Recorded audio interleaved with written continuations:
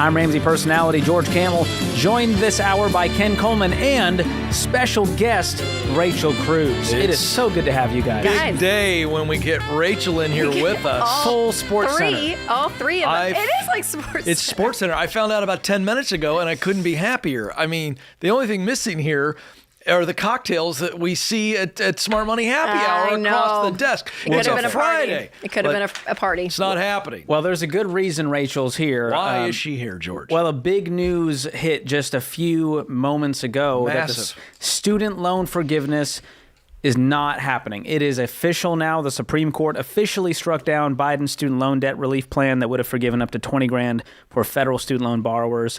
And Rachel and I put an Instagram story out, just kind of sharing the news and giving people some next steps. In a meeting, and the texts were coming in that the Supreme Court had ruled this, and it was like, oh my gosh, because we've been talking about this for 18 months. It feels like 7 years from the moment it was announced. A long time. And if you've been listening to the show, you know that our number one thing for you guys is that we want you debt free. We want you out of debt. So we're like, listen, if this passes and you take advantage of it, go. That's great. If you have a moral conviction against it, then don't. But it's not passed yet. Don't wait on someone else, to make decisions, aka Washington, to fix your life. So continue to pay it on because there was no interest right now. There was a pause on interest. So you could be paying down the principal, all this, right? So this is in our head. So George and I, I'm like, George, oh my gosh, they shut it down. Like, it's not happening.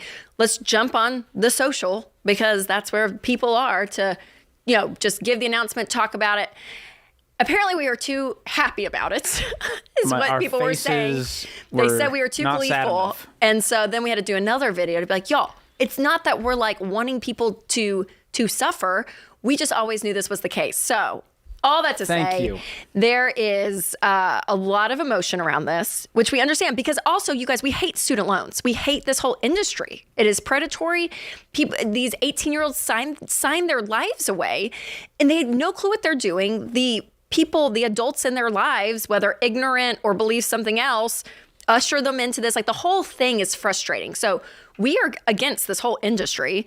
So we're not for it. So we want you out of it. But we also know that you're the one that's going to have to change your life. And sitting and waiting around on any program or any one person to do that, you're not going to get the change that you want. Great way to put that, Rachel. The big thing for us is we're not glad because people aren't getting help. We're glad that the will they, won't they game is over and that you're not being lied to anymore and that you don't have this false hope and that you're in control now. You can actually do something about this instead of waiting on a politician. And Ken, you were on Fox News earlier today talking about this very issue. Yeah, and I think you just hit on the real problem with this. Understandably, whether you agree with us on debt and loans and you're just kind of checking the show out or you saw their post and you were offended, let me just say that I'm angry for you. Because if you believed, and a lot of you did, millions of you believed that this was possible, that's not fair to you. Mm-hmm. This is an emotionally charged issue because on the other side of it, as I mentioned on Fox News today, there were millions of Americans, I'm one of them, who did take out student loans and did pay them off. My wife too, who has a master's in broadcasting. And so this was an emotionally charged issue from the get-go. From all sides. From all sides. And I think it's important to point that out. And I appreciate you guys saying this. I'll be honest with you. It bothers me that you guys, and the reason you feel the need to address this because you're both really nice, sweet people. I'll be honest, nicer and sweeter than me. Because the reality is that what we have said for 18 months or however long it was is that, folks, we didn't think this was going to ever take place because of the constitutionality of it. We didn't file the lawsuit. Multiple states did. You had private student loan firms that were going to file lawsuits. So here's where we stand. We can help you get rid of this debt. Yeah. But you signed up for this. You did. Yeah. And so there's a responsibility. And to Rachel's point, I know it's bone crushing today. And I guess my point is I want to throw some empathy out to say, we get it because you are struggling and it hurts today. And come August, there's going to be a lot of people hurting when these loan payments start back up. So here's the point we want to make to you. We believe in you. We have a process called the baby steps that have worked for millions of Americans. And regardless of who's president and who's in Congress and who's in charge, we don't want you to fall for this stuff anymore. We want you to get serious about getting free from debt. And that's what I want to encourage those people that are hurting today. Yes. And it I hate that. begs to the point too, you guys, that there's like paying for a system, even like debt consolidation, like all these like things in the financial industry that feel like shortcuts. It's always going to backfire. Like there's a point that like things are going to backfire. And y'all were saying earlier, it may have been you, George, in our meeting as we were talking about this, that actually people during this waiting period of 18 months, student loan, they were getting money back now that they're going to have to pay again. Yes. Like they're going to have to pay back. It's That's like correct. Student loan companies were saying, hey, we'll refund you now. We'll refund you. Here's your 10 grand back. We're going to reinstate your loan balance, and good luck with the government forgiving this. That's a punch in the gut. So and now the those face. people, like it's just like it's all of that stuff, you guys. So it's so entangled. And as we sit on this side of the desk trying to help give hope and empowerment to people, when we see this narrative play, and again, regardless of party, like That's Republicans do this, Democrats, like we see this stuff, and it's so hard because we also know, as we sit on this side of the desk, that we have people that stand on the debt-free stage that do debt-free screams. They've worked hard, they've sacrificed, and they've done it. So we know that you can do this. And so the fact that we're not going to be talking about this anymore in that sense of like this waiting game, I'm going to wait and see it. No, now you can put action to your life, and that's what we're excited about. Yeah, I can't tell you how many calls we've taken in the last year or two, just people going, should I do this? Because what if they forgive it? And I'm going, you're putting your life on hold and putting your faith in a politician. When in history has it ever been a good idea? Yeah. And George, I remember when they first even announced this 18 months ago, I think we were on the air because it was a day or two after we had people, a friend, like that we both know, kind of get mad at us. They're like, why would you tell people to keep paying on their student loans? Like they were, because it's probably not going to happen. They're like, are you kidding? Yes. Like it was a disagreement there. And we're just like, oh my gosh, no, keep paying because there's no interest right now. And you could be putting down the principal. Like it just mathematically makes sense. So Let me all also that to say, just point out it's over. that we are here for you, for those of you that are wanting to move forward in your education and you think the only way is student loan debt. I can promise you it's not. We're here for you on that. Yes. Some of you are going, wait a second. What do? I don't want to get stuck in this deal. And so that's the point we want to make today is that no matter what you're feeling on either side of this, you can live life debt-free. That's all we're trying to tell you. Give us a chance to walk you and talk you through it. That's what we want people to hear today because I can't point out enough how many people are devastated emotionally today. Yeah. Devastated over this decision. But now it's, what are we going to do next? Because we can only wallow for so long. And so your payments are restarting in October. Interest starts in September. We've got to make a plan. We've got to get on a budget. We've got to pay this debt off. And we are here to help you because we believe you're the hero, not the government. Yes. That's how it's been for 30 years, and that is not changing.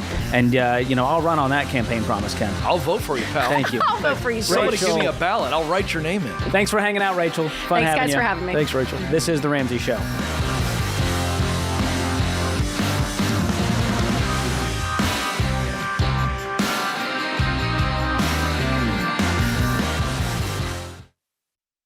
Hey guys, being free to make your own medical decisions is a big deal these days. Christian Healthcare Ministries gives members the freedom to choose the doctors and providers they want without the frustration of worrying about networks and with no waiting period to join. It's a membership-based nonprofit ministry where hundreds of thousands of Christians share funds to pay for and pray for each other's medical bills.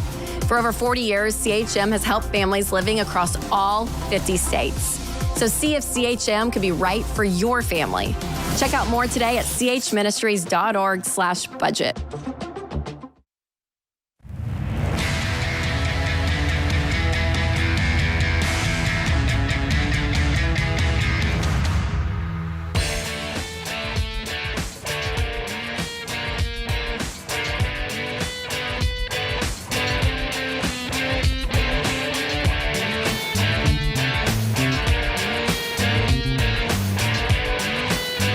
Welcome back to The Ramsey Show. I'm George Campbell, joined by Ken Coleman this hour. It's a free call at 888-825-5225. 5. Well, we just shared all about the student loan forgiveness not happening, the Supreme Court ruling that struck down Biden's plan. And I wanted to let you all know, listening out there, that our team is keeping up with this stuff, and we have an amazing guide to getting rid of your student loans, keeping you up to date on what's happening. And if you go to RamseySolutions.com/student loans, you can get all of the info there, and I'll make sure our team puts all of the information in the show notes, the description, wherever you're listening or watching. You'll be able to go down there and click on that link and get the resources you need, because we want to see you get rid of these loans now that it's up to you. And here's the thing, we believe in you. We believe that you have the power to get rid of these loans yourself without the help of the government or politicians. I know it's a hot take, Ken, in today's world, but we've believed in you guys for 30 years. This whole show is about you believing that you're the secret sauce to your success. That's it. It's that simple. And so you can go check out that resource, RamseySolutions.com/student loans. Let's get to the phones. They are lighting up. We've got Peter in Minneapolis coming up. Peter, what's going on?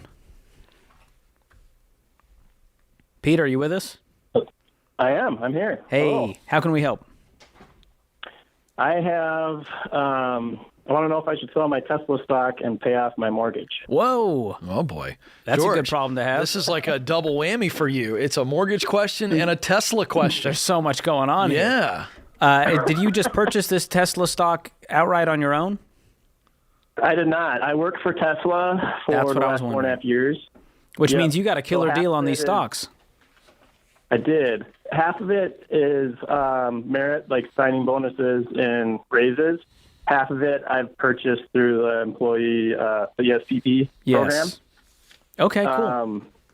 How much do you have in there? And I was just, well, today it's at 207. Depends on what Elon tweets out next, right? Right. Well, yeah. isn't that the Could truth? go up or down depending on the tweet. Okay, that's awesome. And what's your Exactly. mortgage? 198 left. Oh my gosh. Dude, can you imagine if you just went down to the bank and just wire transferred that thing and you were done with it today? Yeah. How good would that feel? I need to figure out what I'm going to pay on taxes. I have like a ballpark. On the but capital I need gains? to be ready for that. Right. Yeah. And so do you have money in the bank as well outside of that? Yeah, we have $25,000 in our emergency fund. Okay. And we're debt free besides the house. Dude, you guys are crushing it. How old are you? 41. Wow. What's your mortgage payment? $950. We did a 30-year, but we've been paying it off. We've been doing like $1,600 a month. Nice. Knocking that thing down. Yeah, we have another house that's paid for. Our first house. Well, I met my wife. We went through Dave Ramsey. We got married. We paid her townhouse off. We had a kid. She stopped working to be a stay-at-home mom, and then about 2.5 years ago, we bought this house. So we have some. So we were at baby step 7, and then we bought another house, and now we're working our way out of that mortgage. Very cool. Well, I'm proud of you. You guys have done really, really well. And I'll tell you what I would do, and I've done this in a sense, not to pay off my mortgage, but I had some Apple stock from when I worked there, and when I was getting out of debt, I cashed that thing out, and I used it to finish off my debt-free journey, and I have zero regrets. And here's what you're going to do. You're going to go, oh my gosh, if I had held on to that Tesla stock, it could have been 10% more than it was, and my buddies are all making fun of me. Guess what, dude? You don't have any payments. Yeah. And so if Yeah, Tesla for starts sure. laying people off, you go, all right, I'll go find out. I'm not worried. I don't got bills to pay. And so that's Yeah, the kind I'll go on a of vacation. financial piece I'm talking about, and it is so worth it to liquidate those non-retirement assets to get there. Of course, you're doing it the smart way. Look into the capital gains and make sure you have the money to pay that as well. But I'm becoming debt-free, house and everything. I like George's advice, Peter, because I'm sure you've heard that it appears that Elon is going to wrestle or get in a cage match with Mark Zuckerberg of Facebook. Have you Is that heard real about news, this? Ken? Do you not pay attention to this? Do you not know this? This is big news. There's so much Elon news, I can't even keep up anymore. No, this is absolutely a thing. I mean, Elon has said, I'm going to get. Now, Zuckerberg, okay, it trains in the mixed martial arts. Elon is basically a smart marshmallow. And so this is dangerous.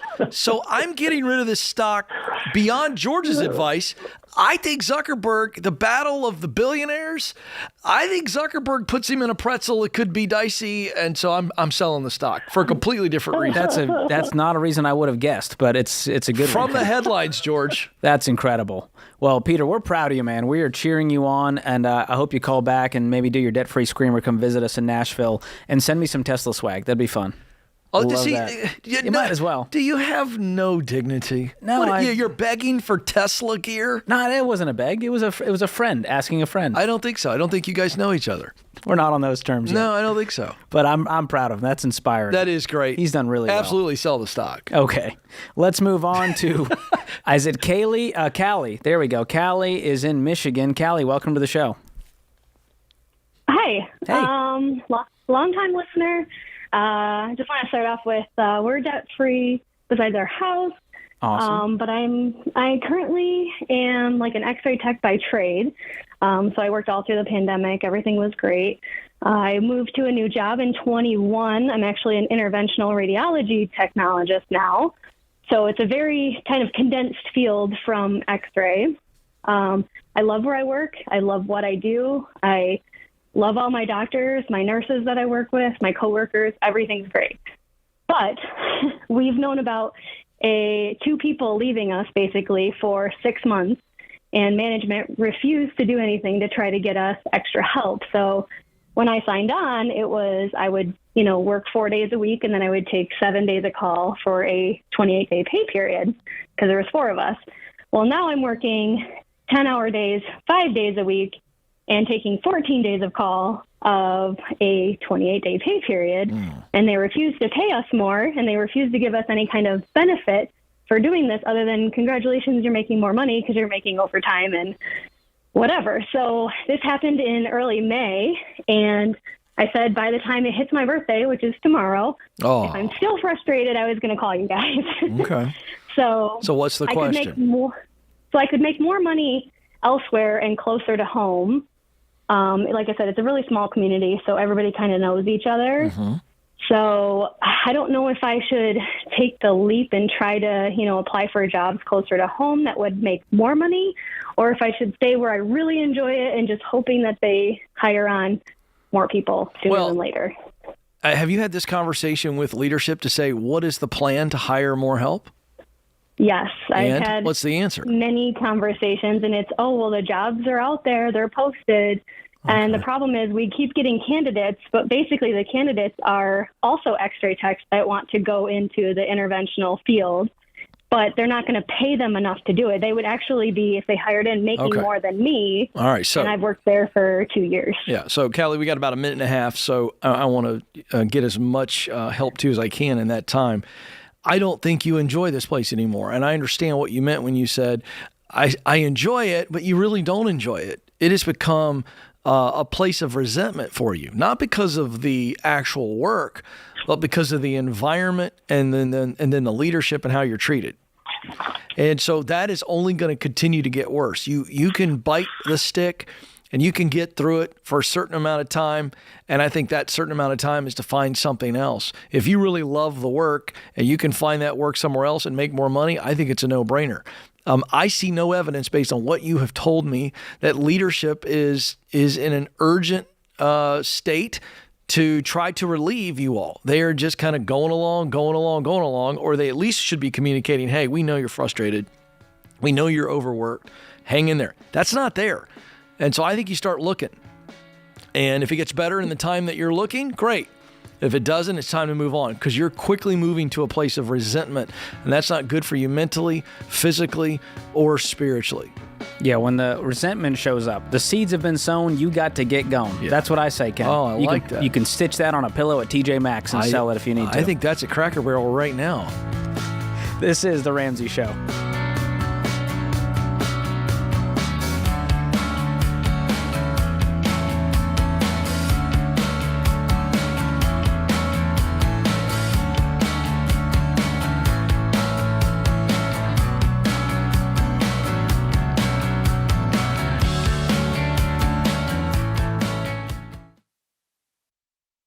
If you're like most people, your home is your most valuable asset. And when you want to make improvements, it can feel like everything costs too much or takes too long. But something as simple as custom window coverings from Blinds.com can completely change your space and add value to your home. We've recommended Blinds.com for over a decade, so you know you can trust them. From blinds, drapes, and shutters to motorized shades, they make it easy and affordable to upgrade your entire home, and their team is ready to help with everything from design consultation to measuring and installation. Plus, there are never any misleading quotes or hidden fees. Everything's backed by their 100% satisfaction guarantee, and shipping is always free. See why Blinds.com is the #1 online retailer of custom window coverings. Visit Blinds.com to save up to 40% off everything site-wide. Go to Blinds.com for more information.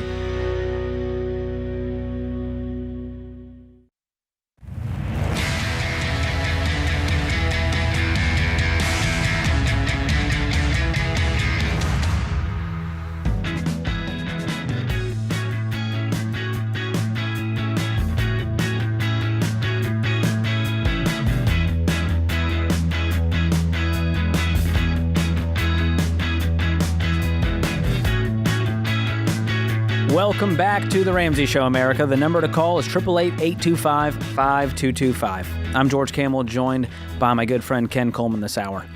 Listen, we have people who tune into every episode of The Ramsey Show. We have data that shows that. They know all the stuff we teach about money. They can sit behind this desk and you could recite all of the advice, and yet they still feel stressed out and stuck. They're not where they want to be financially. How is that possible? Well, it's because knowing what to do with your money isn't the problem. Actually doing it is. It's about behavior change. And we always say personal finance is 80% behavior change. It's only 20% head knowledge. And the proven way to change your behavior is by taking Financial Peace University. This is the class. It's the difference between trying to get in shape on your own versus hiring a personal trainer. Because you have a coordinator, you have accountability, you have community, you're forced to show up every week and go, did you watch the lesson? Did you do the action steps? Did you make your budget? And that's what makes it so powerful, and it's why it's worked for millions of people. And after 9 weeks, you will never handle money the same way again. That's what happened to me back in 2013 when I first went through it. So don't just listen to this show. Commit to doing what it takes to win. Go join an FPU class near you or online at RamseySolutions.com/FPU. That's RamseySolutions.com/FPU. Chris joins us up next in Fort Worth. Chris, welcome to the show. Honored to be with you, George and Ken. How are you guys doing? We are doing great, my man. How can we help? I want to know how much of my take-home pay should go to my four walls. Ah, that's an exciting question. So for those that are listening, four walls are food, utilities, your shelter, transportation, all of that stuff. And so you've got your budget set out. What's your income? This month it's $10,000. Wow. So this is partially why we don't give recommended percentages for every category, because if we said, hey, you should spend 15% of your income on food, whether you make $1,000 a month or $10,000 a month, right, that would be wild, right? For someone to spend $150 versus $1,500. And so it's hard to give percentages outside of the housing category, which we do have one for that, which is no more than a quarter of your take-home pay, including if you got a mortgage or rent.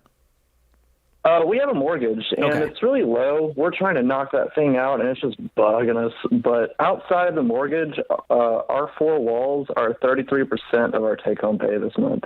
That sounds very reasonable. I think a lot of America is jealous right now, and partially it's because you guys have an amazing take-home pay. It scares us to death. I mean, does anything feel out of control to you as far as utilities, transportation, or food costs in your budget? What's kind of the heart behind the question? It's a future projection I'm looking at here. We thought it would be a great idea because we knew we would be debt free pretty quickly to move focus our wealth into a house, and so we kind of front loaded that instead of the 401k. So we're about to be in this. We're about to have a paid off house, but property taxes in Texas are awful, and so is insurance, and that alone is 15% of our take home pay this month. On a 12th of the year, if you were to cut it out every month. And so we had a sinking fund for that, and that's 15%. And so I think Ken was talking about this on another show recently, but he said that he took a pay cut in his life for a season as a calculated risk. And so we're doing that too. So I'm fully self-employed as of a few months ago. And so it may not be a season, maybe like a year. But home prices in our area over the past 2 years, and we've been here 2 years, have skyrocketed. And I'm worried that 15% that goes to property tax and insurance might end up being 20, 25. And I'm wondering at what point, like, are we going to have to think about moving in 5 years? That kind of thing. Because of property taxes? Yeah. No. It's bad. It's 2.5% of our home value, and they're trying to say it's 800. Right, but let's just run the numbers. Okay, so I get where your head is going, but let's just play the numbers out. So when you look at the way we treat our property taxes, I don't know, George, I don't know if you espouse wrapping them into the mortgage payment. Yes, as part of the 25%. That's exactly right. It's usually wrapped in with escrow, right, unless you have a paid-for house, in which case you're setting this up on your own. Exactly. So we do it on our own. You do it on your own. That's what I thought. So in that situation, you just got to look at it and go, all right, let's just look at the numbers now. What is that monthly number that allows us to save up for the property taxes if you're pulling it out of your line item? Is that what you're doing? You're putting it in the budget and you're going, okay, we have to save this much each month so that when the property taxes come due? It's $1,500. That's $1,200 for property tax and $300 for home insurance. Right, but what do you expect that to go up to if these bumps happen? So what would that go up to, the property tax? I mean, it's probably going to be $1,300 a month still, but if it keeps going up at this rate at like 5 years, like it could end up, being a whole nother grand. But I just don't. I mean, I guess it's kind of a fear-based question. Yeah, that's my point. That would mean our house would have to double in value. It's not reasonable.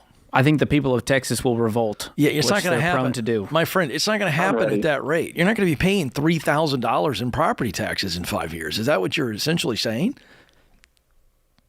Yeah. No, it's not going to happen, my friend. It's not going to happen. I'm just trying to snap you out of this. It's fear, and I get it, but that's not what's going to happen. You'll see some incremental increases for sure. But to George's point, if that happens, you're talking revolt in Texas, okay? And so those kind of property tax increases at that level would just be, I just don't see a scenario where that's going to happen. And I wouldn't make any plans around that possibility. Yeah, it's not going to break you. Stay on the course, and I would also be investing 15%. And if you're following the plan, you're investing 15%. Have you guys been doing that? Because you said you're front-loading into house payments. Right now. We were in John Deloney's class that just ended. It was great. Fun. Awesome. You're doing fine. George, I think you guys might need to go on a vacation or something. Yeah. Have you celebrated at all? I mean, we bought a house 2 years ago. That's a celebration. Boy, that sounds like a real party. Woo! Come on. We're accountants. We don't do anything fun. Hey, we're having some fun with you, but that accountant and your amygdala need a break. You are scared to death over something that you don't need to be worried about. You can absorb. I'll go research this. Okay. Oh, I'll tell you what it is. Oh, I always love this little explanation. The amygdala is the back of your brain. It's called the lizard brain. You can research that. And it's where the fear mechanism in the brain resides. And so when we are fearful, it's fight or flight. And you're getting real flighty. You're getting real nervous about those property taxes. And the fact of the matter is, he's in great financial shape. Yeah, there's people that call us that think they're in better shape than you, and they're super broke. And so a lot of this is fear-based. I think we maybe have a flat tire. We may want to go, hey, do we need to actually dial back on this aggressive house payment and enjoy some of it or give some of it? That usually, when you're a little more open-handed with it, you just breathe a little easier and you have a little more joy. And so if that's you guys, I'd encourage you to look at the budget and go, where can we have some fun? And if it ever does get out of control and you're like, we got to move away from Texas, we'll deal with that when we get there. But right now, it's all just speculation. Well, thank you guys so much. Yeah, absolutely. Hey, you're a good dude, Chris. I recommend a massage. Ken does love a good massage. Yeah. That's a good one. Well, I will share, Ken, because I pulled these numbers up from our website, and this is all, from the Bureau of Labor Statistics, from the USDA. For those that are wondering, am I out of control with my budget in these four-wall categories? So for food, USDA says singles that are aged 19 to 50 spend $314 to $371 a month. If you're a couple, 19 to 50, spend around $685, and a family of four spends around $971 for the thrifty plan. So this isn't like balling out. This is, hey, we're getting food on the table. We're not going crazy. For housing, of course, we say 25% of your take-home pay, which includes your homeowner's insurance, your property taxes, your principal, your interest, any HOA fees, any PMI, that all gets wrapped in there. And then utilities, $37 a month is average for natural gas, $129 a month for electricity, and $58 a month for water and other public services.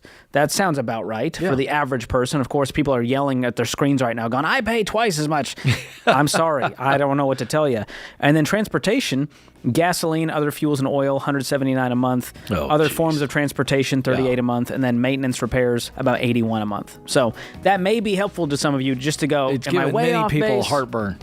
But, there's things that you live in a high cost of living area, it's going to cost more. You live in the middle of nowhere, you might be paying a whole lot less. And so, those decisions and where you live, it all matters a whole lot. You drive a Tesla like George, you have no gas bills. But you know what?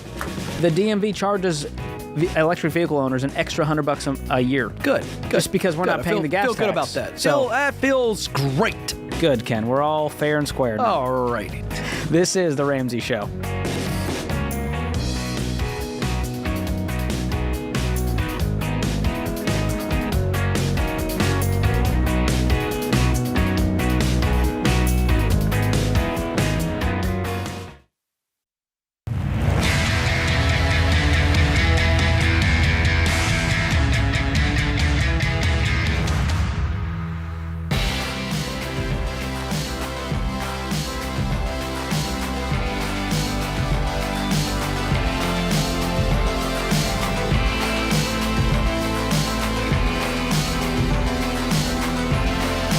Welcome back to The Ramsey Show. If you're a new listener to the show and you want a deeper dive on all the stuff we talk about on the show, especially the Ramsey baby steps, you want that next step for your financial journey, you can go to RamseySolutions.com and click on the Get Started button, and we'll help you figure out that next step for exactly where you're at today. That's RamseySolutions.com and click on Get Started. Sarah joins us up next in San Francisco. Sarah, welcome to the show. Hi, thanks. What's going on? All right. I'm at the beginning of baby step 2 with 141 in all kinds of debts, except mortgage. Last year, I moved to California from Texas for work, and it came with a cost of living raise, but with the much higher rent and all of my minimum payments, I'm still in the red every month. So I'm doing extra jobs to make the ends meet, but there is nothing left to throw at baby step 2. So I'm feeling really burnt out in my current industry, which I've been in for about 15 years. And I would like to go back to school to become a nurse. But I just can't figure out what the first problem to solve is. If it's the cost of living that's the biggest problem, or changing industries, or just what the biggest thing to solve first is. I can't figure out how to break the jam and to get started. Well, we're glad you called today. This is a great mix of career and money, and Ken can definitely help you on that career side. But I think the main problem right now is you're staring at a mountain of debt in a high cost of living area. And so do you think you're not making enough money for where you're at? 100%, yes. What is your income? So I'm at 75. What do you do? I do operations for real estate, on the back end of real estate teams. Okay. And are you wanting to switch careers? Are you happy in your career, but you just want to make more money in that same type of role? What I would really like to do is to become a nurse, but that will take quite a while to get there. But on like a day-to-day basis, I enjoy what I do. Okay. Yeah, the nurse dream is great, but right now we're just going to exacerbate the problem if we go another 150 grand into debt. And now we're staring at 300 grand. There's no amount of money that's going to make that worth it. And so until we can cash flow that nursing program, I'm going to pause and go, how do we stack up as much cash as possible? Maybe it's an extra job. Maybe it's getting a different role in that field so that we have some margin to throw at the debt. Okay. That makes sense. So what do you then what? So how do you? Well, let's talk about the cost. Let's talk. I'm going to dig a little bit, and George, I'm just digging here for you on this. But what's the cost of living? What is it? What is your mortgage? Because if you're pointing to that as a big hindrance to you being able to I mean, you're not even meeting ends meet each month. You're no. So how much are you paying for rent or mortgage? 22. It's the rent, but it's $2,200. And what's your take and home that's pay? for the smallest thing I could find. I bring home about on the main job $4,100. Oh my goodness! And then yeah. And that then rent is killing you. I'm doing extra jobs. What's your minimum month. payments on all of that debt? It ends up being $1,500. Are you married or single? Single, divorced, but single. Okay. And you've looked everywhere where you are. You got the cheapest thing in that area. So now your only options are, if you stay in this current role, is you move further out. But then now that creates some life changes as well, a commute, correct? It does. And I'm mostly remote, which is kind of the weird thing. So I moved out here to be closer, but I am still mostly remote. But we are very, where I'm located, there's not any further out. It actually gets more expensive for quite a while. What about a roommate? I just don't know many people here. I didn't ask you that. I asked you, what about a roommate? Let me just throw a concept at you. If you get a roommate to pick up half the rent, you just got an $1,100 a month raise. Mm-hmm. I'd go meet some people. Actual roommate, as in it's like in the same room. A human being? No, you'd get a 2-bedroom. Okay, hold on a second. Are you in a 1-bedroom?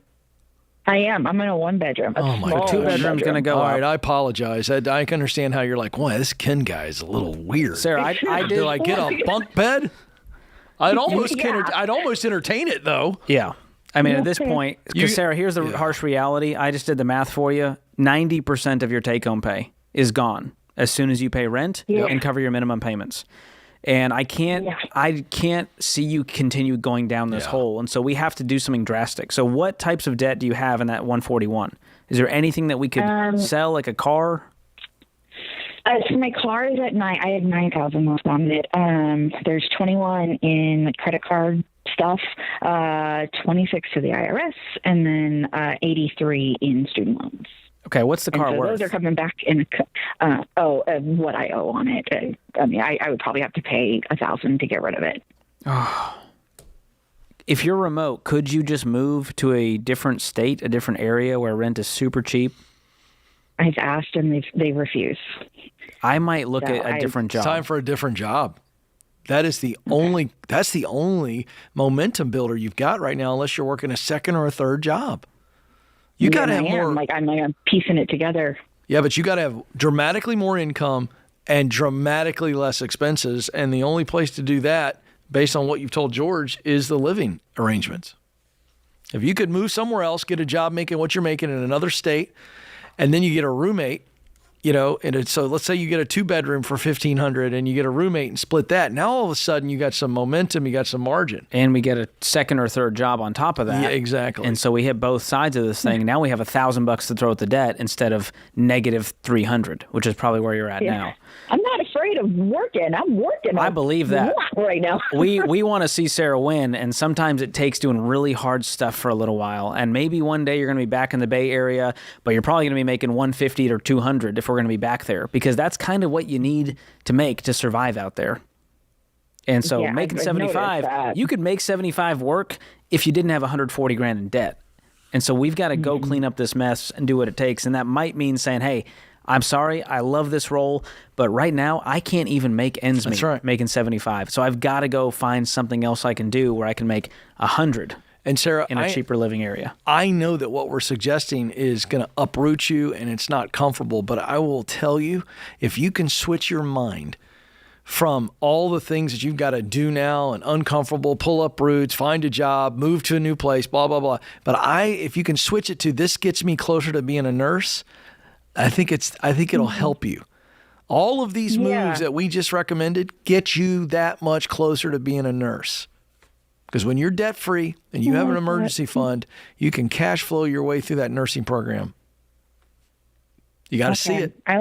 You got to see it. It's very stressful after I just moved across the country. But can I just tell you this? What we're asking you to do, while stressful, yes, is way less stressful than what you're dealing with every month. 100%. If you do the math on you being in the hole every single month and add up what that is per year, you're going to go, oh my gosh, I'm going to continue to go into debt while this interest racks up, which is insane on those credit cards alone. And that, I couldn't breathe doing that. I would do whatever it took to get out of that. And we want to help you. And so I'm going to give you 1 year of Financial Peace University and 1 year of Every Dollar Premium so that you have a little hope. You have a motivation. You have people walking alongside of you. And if you join that FPU class, maybe you'll meet someone and they'll go, hey, I'm looking for a roommate too. I'm trying to get out of debt. That would be amazing. I'm in your SPU class. Oh, that's wonderful. Well, that's virtual. Well, there you go. That's wonderful. It's so great to have you in this FPU class, and I'm glad you're there. And you'll have a year of Every Dollar as well because you're in there.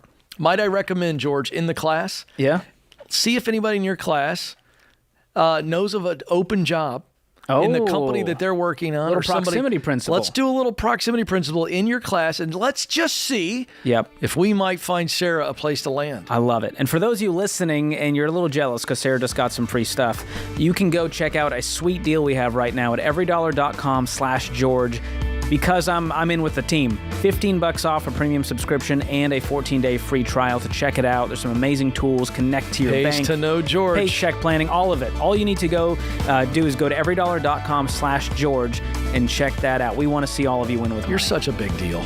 I'm a giver, Ken. You really are. This is The Ramsey Show.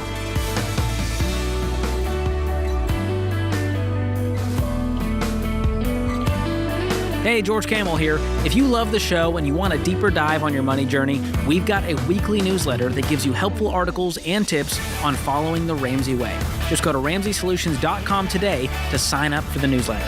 Again, that's RamseySolutions.com to sign up for our weekly newsletter.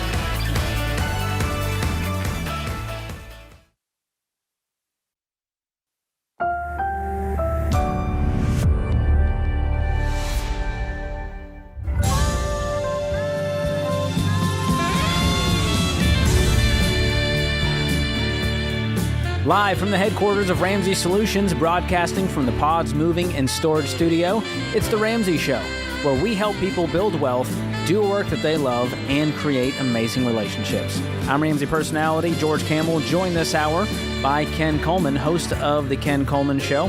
And we're here for you, America, to help you take the right next step with your work life and with your money life. The number to call is 888-825-5225. That's 888-825-5225. Alfonso kicks us off in D.C. Alfonso, welcome. Hello, gentlemen. Thank you so much for having me. Sure. How can we help?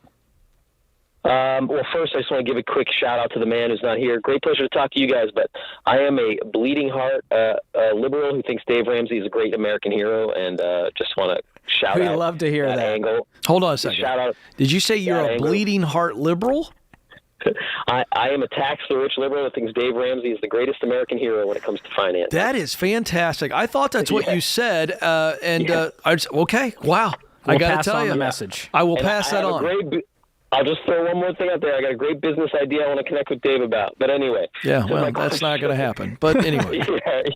Hey, Ken has a lot of them too, and Dave shuts those down. Yeah, you should hear my ideas. Well, anyway, to my question, gentlemen, thank you so much for having me. And my family really does appreciate both of you as well. And you've taught my children a lot about financial responsibility. We're very grateful for it.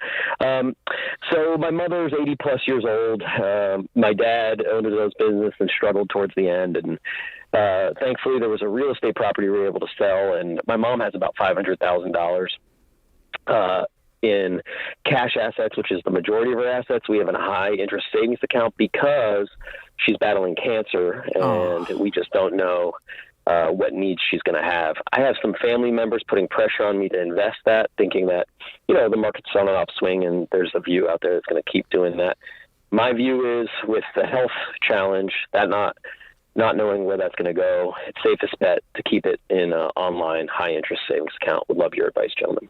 That is a great question. Well, I'm so sorry to hear about your mom. That's tough. What has been the kind of diagnosis? Do we know anything?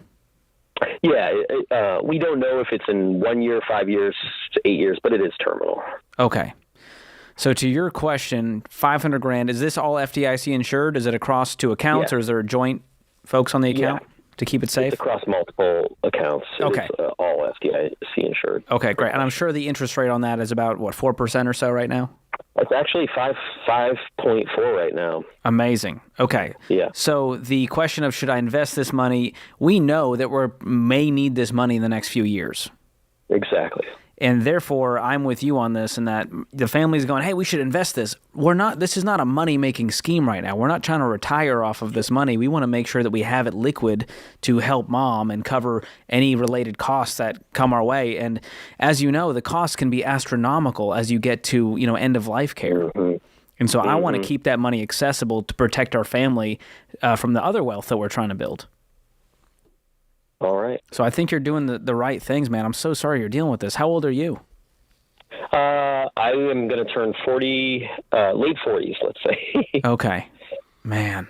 Yeah. Well, I cannot imagine going through something like that. You sound like you're in good spirits, and you're a great son for thinking about this stuff and calling in with the question. But I would definitely not be investing this money right now. And if it turns out that you could have made another, 3% if you had invested in the stock market, big whoop. I want to sleep well at night knowing that my mom is taken care of and we've got the funds to take care of her. So that's my take. Take it or leave it. Lindsay's up next in NYC. Lindsay, welcome to the show. Hi. I am thankful you guys took my call. Thanks. Sure. What's going on? Yeah, so my husband and I have been married for a few years, and we found out recently that the only way that we're going to probably be able to have a kid is through IVF, which is incredibly expensive. Mm-hmm. And we've been saving up money for a house because, New York City is so expensive. And so we got a little bit saved, but it feels like the expenses here are so much. It's so hard to get ahead. And so that IVF treatment, if it does work, it takes multiple rounds, lots of money. So we are like, okay, that takes out our whole saving for the house specifically.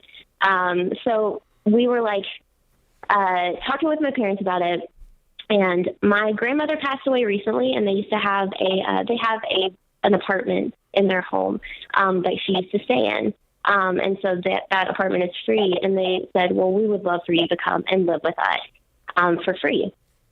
But they live in the middle of nowhere, absolute, no jobs basically, except unless you want to work at the gas station. It's like a Dollar General situation.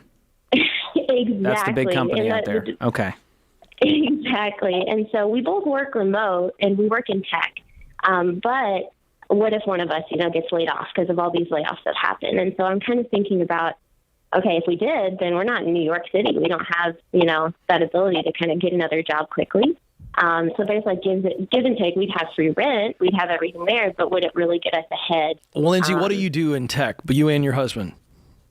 Yeah, so I am in operations, and so I make $130 a year, and then my husband is in sales, and he makes about $60 before base. Okay. Before his So here's the deal. I am in no way saying that you need to move to the middle of nowhere, but what changed for me was the fact that you're both remote and in tech. And I will tell you that because I focus on work issues all the time, I give a lot of work news updates on the Ken Coleman Show. And I will tell you that we're seeing over the last year when there have been some of the larger big tech companies that have laid people off, that those tech workers are getting new jobs within a month. The tech industry is still hot, hot, hot. And so I don't think that's something you need to be afraid of. And I don't think you need to be in New York City to get a tech job, especially if you're remote. Mm-hmm. So that does not mean that I think you need to move to the middle of nowhere. However, if your housing cost is the number one strap that's cash strapping you guys to be able to cash flow IVF, I'm absolutely moving to a different place, a different locale where we can do our jobs. Mm-hmm. It's not the middle of nowhere, but it greatly reduces our living expenses to allow us to cash flow IVF. Stacy and I went through the infertility journey, and I just want to tell you, it's brutal. And I do understand what your husband is feeling. I cannot tell you that I know what you're feeling, but my wife could tell you she understands what you're feeling. And this is an all-in proposition. You need to be healthy, which means mentally, to go through this. And it's still not a guarantee. So if it's me, I'm packing up and I'm moving to a different place, making an adventure. We can always relocate back to New York City. Yeah, I think this could be a fun little adventure. And if it means you can get that IVF treatment cash flowed and then get into a house, I think we got to focus on one or the other right now, because that's a lot. Yeah, it needs to be the IVF right now. I would focus on the IVF. Once we get that figured out, then home ownership would be the next thing down the road, and you guys will get there. And it sounds like you're willing to do whatever it takes, and for that, you have my utmost respect. This is The Ramsey Show.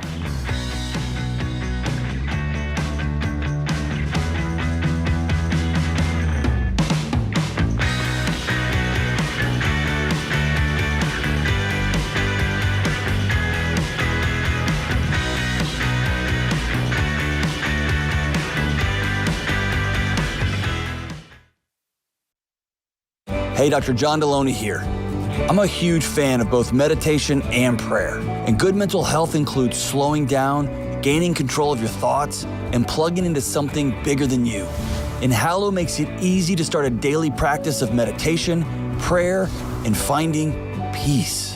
Hallow is the #1 Bible app in the world, and you can tailor content towards your faith tradition. From scripture readings and prayers to meditation and journaling, Hallow makes it easy to practice prayer, meditate, and build a deeper, more meaningful spiritual life and rediscover true peace. Go to hallow.com/Ramsey today to get 3 months of Hallow for free. That's hallow.com/Ramsey.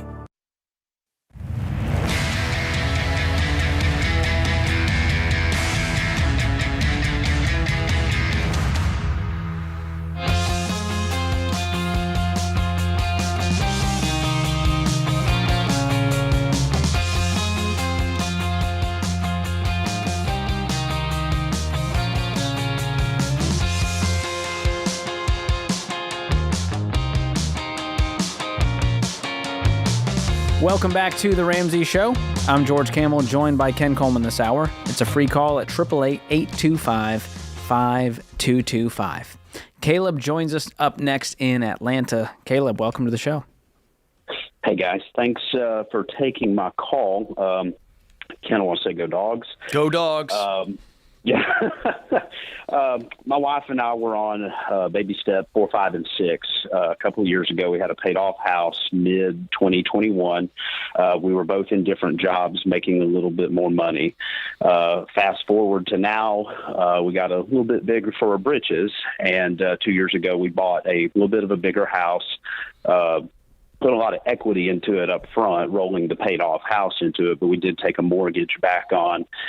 And since then, we've both had job changes that we're both making a little bit less money than we were. We've also got a child in daycare now that we didn't have prior, and we've also just had our second baby as well. And we're finding it tougher each month for us to balance our budget. We've had to kind of go into the savings a little bit to kind of float things out. And so we're kind of at a point where we're kind of at one of two choices. Do we sell our house and downsize and try to just get into a house that we can pay off up front and be debt free? It might mean moving further out from our work and having a little bit more of a commute. Or do we kind of focus on trying to bring the income back up to maybe closer to where it was? I'm leaning towards more income. George, what do you think? That's definitely the first move I'd make. Selling the house is always the last-ditch effort. If we can't get out of this hole and it feels hopeless, you have that option. But it's never my first option. I go, hey, for sure, go sell the house. That's a lot of time. It's a lot of money. And the question is, can you guys get the income up to where this house becomes 25% of your take-home pay? And how long would that take? It's possible. My wife was laid off last year, and so the job she found after getting laid off pays her about $10,000 less. I'm kind of in a new role doing sales for the first time, so my income is way down. So it's possible over time, if I stick with sales and the pipeline gets built up, the income will kind of get back closer to where it was a year or two ago. I just don't know how long that's going to take for us to get there. Now, why did you move into a sales role? Wanted to try something different. It's something I'd always kind of been interested in, and at the time felt like maybe we were in a place to worth giving it a try. It was with people I know and trusted, and just wanted to try something different. How long have you been in that role? About 3 months. And so far, how's it feeling? Depends on the day. Yeah, but tell me more. I like aspects of it. I love not being in an office. I love being out and about, meeting people, making relationships. I'm very relational.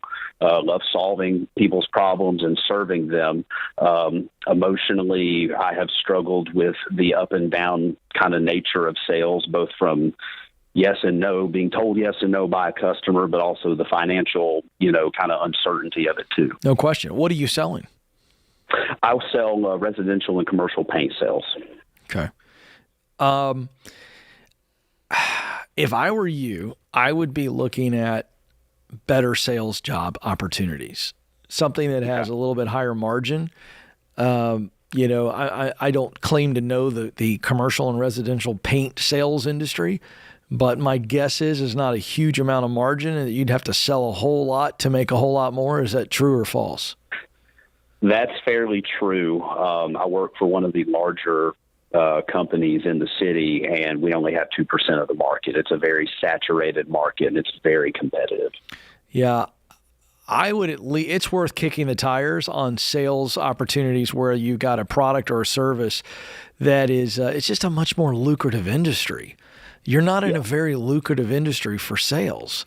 And so that's going to be discouraging. And so I think I want to give it back to George on the money side of things. I still don't think you need to sell your house. But I do think that both of you need to go, wait a second. Just because I got laid off, we're talking about your wife, just because you tried this new sales idea and it's not great, doesn't mean that we're stuck. We're not stuck. I mean, we live in a job economy right now in America where it is very normal for people to move on. And I would be considering other sales jobs where you've got a much, much better opportunity. When I talk about opportunity, I mean a ladder to grow, and the margin's higher, so you can make more money right out of the gate. I'd be looking for that. For your wife, same deal. Whatever she was doing in the past, just because she got laid off doesn't mean she's a failure. And now you guys do have jobs, so we're not scrambling. So it takes the pressure off, and now we look for something that's better. Because if you guys just increase your income, and even if you both got to work second jobs for right now, that's another thing that I always pull out of the old tool belt to say that's going to create more financial margin for a season, even though it may take more of your time. So I think you got to look at everything right now as it relates to increasing income before we decide to sell the house. Sure. Caleb, what is your mortgage compared to your take-home pay?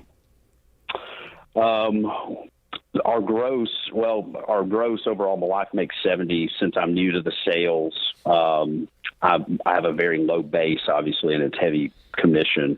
But a couple of years ago, before we both counted this, we were combined household income of about 160.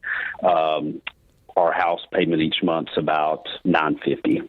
Yeah, the house payment doesn't seem like it's killing you, which makes me go, let's not, if it's any broke, don't fix it. And so making the house payment of $950, I want to see you guys bringing home $4,000 a month take home, which feels very reasonable. Yeah. And so you got daycare, there's other expenses. I understand that can put people in a pinch, but the house doesn't seem like the issue here. It's how do we continue with these baby steps, get this baby step 3 emergency fund done, have the margin to invest 15%, and realize daycare is not forever. It's going to be a few years. And how do we kind of float this next 5 years or however long it is until we have a little more margin to do the other things we want to do, like pay off the house early and save for college? That makes sense, and that was why I wanted some guidance. We've been on the fence, and while selling, downsizing the house would maybe immediately solve some of the money problems, it's a major decision to make, and so we kind of want to exhaust all of our options before we go that far. Yeah, I'm with you. I mean, if you said my mortgage is $3,000 a month and we take home $4,000, I'd be like, this thing's got to go today. But it didn't feel like that was the problem, and also it's kind of a shortcut. And I'm not against you selling things to get out of debt. I think that can be great. But a lot of the times we got to look at the root issue, which is our behavior. It's our income that's coming in. We got to really focus on those pieces before we go to the kind of get out of jail free cards. I'm a simple math guy because I'm not very bright, George. That's not true. That's really true. And so I sit there and I go, all right, what's the amount of money that if I could just snap my fingers and it appeared in our bank account every month, it would allow us to finish out that emergency fund or whatever baby step you're on, or it would give us that margin. What's that number? All right. And so let's just say it's $600 a month. I'm just randomly saying that. But that's the way I try to break these scary, complex decisions down to something simple. Okay. If we could put $600 a month into our emergency fund or whatever, we could speed through it and then blah, blah, blah. So then I'd go, all right, now I can understand. I can solve for $600 a month. Yeah, and reverse engineer it from there. And that's what I like to do with the baby steps. When people call in and they go, hey, it's going to take me 6 years to get out of debt. I go, that sucks, doesn't it? They go, yeah. And I go, well, how do we speed that up? What if you did it in 2 years? How much would you have to put towards the debt every month? That's what I like to do. In order to do it. And they go, well, I need to make an extra $1,000 a month. Right. Now we got a solvable problem. How do we make an extra $1,000 a month? From cutting expenses to making more side jobs, all those things, we can create that margin to where we can breathe now. We've got some hope. We see the light at the end of the tunnel, and we turned a hopeless situation with just some basic facts, figures, and a little bit of grit and sacrifice. We can get out of this thing once and for all. Yep. You guys can do it. That's what we do on the show here. Caleb, you got it. Get after it, baby. That's just good advice right there. That solves most problems. Get after it. There we go. That's old school advice from Ken Coleman. It's like Larry the Cable Guy's cousin. Get after it. Get after it. Get her done. Hey, it works. Maybe not the best advice, not the most tactical, but I feel inspired, Ken. Thank you. This is The Ramsey Show.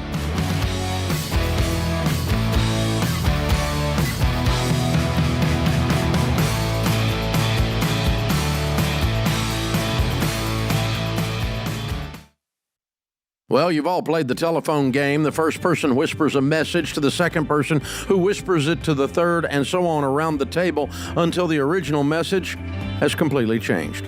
Multiply that confusion by 100 if you run a business with different software systems that don't talk to each other. That's why there's NetSuite by Oracle. In the early days of Ramsey, we were using different systems for all of our business units. We needed one single source for accurate data. NetSuite was the software we used to optimize and take us to the next level. NetSuite gave us the visibility into all of our numbers so that we could communicate across departments and plan ahead better. And as we grew, it scaled with us. NetSuite worked for Ramsey, and it will make a difference for your business too. Join the more than 34,000 customers who trust NetSuite to help make them smarter and make better decisions and level up their operations. To learn more, get a free product tour at netsuite.com/Ramsey. That's netsuite.com/Ramsey.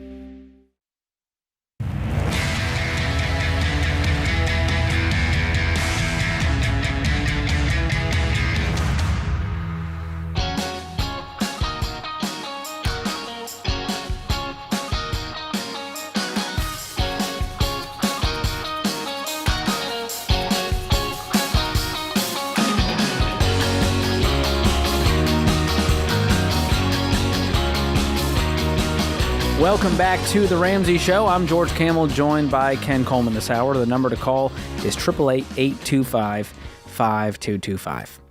Ken, I want to talk about a concept with you that is inspiring to many people, and that is compound interest. Yeah, it's something that you talk about a lot. I do. On your show. I wake up, I think about it, and it's the last thing I think about before I go to bed. Now, Albert Einstein, I don't know if he actually said this quote, but if you Google it, they say he said it. He said that compound interest is the eighth wonder of the world. Wow. And when I hosted the high school curriculum, Ken, the students get so excited when they see the charts, the graphs of what compound interest can do. How can you not? And it's a wealth-building superpower that people don't fully understand. So I just wanted to unpack it for people, not because I'm a giant nerd, which I am, but also because I think it will inspire a lot of people to go, I got to get out of debt and start investing. What have I been doing? I got to up my investing to 15% instead of this measly 3%. This is amazing. So what is compound interest? Well, it is the interest you earn from the original amount, aka the principal, of an investment, plus any interest you've already made through that investment. So your interest earns interest. And so that is the kind of compounding growth effect that happens. And I can walk through this with a really fun example, Ken. You want to do that? Yeah, but before we do that, since you were dropping big names and quotes. Huge names, huge I'll quotes. see your Einstein quote and raise it with a Ben Franklin. Because I think Hit me with that. I think Ben got it. Money makes money, and the money that money makes money. Did Ben Franklin really say that? It's what it says right here in this That feels like a Tupac Shakur lyric. What is with your cynicism towards famous people's quotes? I just feel like that we attribute a lot of random quotes to these old guys. And I'm like, we don't know that they said that. I don't know that this is helping the viewer or the listener. I apologize, dear listener, dear viewer. I just can't picture our because here we are forefathers. trying to teach you something, and we quote famous people, and then George immediately puts doubt on it. I apologize, friends. I apologize. Here's the thing. You're confusing our listener and viewer, George. I'm picturing the forefathers going, hey, let's sit around and come up with fun tweets that one day people will quote us by. No. See, there's where everything falls apart. Now I understand. Ben Franklin didn't think in tweets. There wasn't such a thing as Twitter. Ben Franklin read. He read some more. Books and stuff. And he talked to other smart people. Got it. All right. Thank you for that. Go ahead and show me this very exciting Well, here's a stuff. quick example. If you invest $10,000 and you get a 10% annual return, which, by the way, people go, where do you get a 10% return? If you look at the S&P 500, which essentially is the benchmark index for the stock market, it's the top 500 companies. If you look at that, the average return has been 10 to 12% since its inception. So this is not an outrageous claim that you could get a 10% average annual return. Not every year. Some years it may be down 22%. Some years it's up 20%. Who knows? But that $10,000 at a 10% return, and if you just leave that $10,000 alone for 40 years, here's what happens. At year 1, you're at $10,000. Year 10, you're almost at $26,000. By year 20, you're at $67,000. 30 years in, you're at $175,000. And then 40 years in, you're at $452,000. Is that not amazing? That's fantastic. And remember, you only put in 10.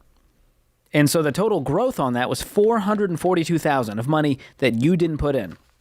It was just your interest earning interest. So how does that happen? Well, let's talk through an example of this and the power of starting early. Because a lot of people, they're not there yet, Ken. Either they have debt, they don't have the emergency fund, they're in their 40s or 50s or 60s. They feel like it's too late. They feel like they don't have the knowledge I like base. that. Let's take someone my age, George. I'm 48. Oh, boy. All right? I wasn't going to go that old, Ken. I was going to go, well, the example here, you can change the numbers on the example, but let's say this guy, Ben, who starts at 21. Bright 21. kid. His parents went through FPU. He did this stuff, and he invests $2,400 a year.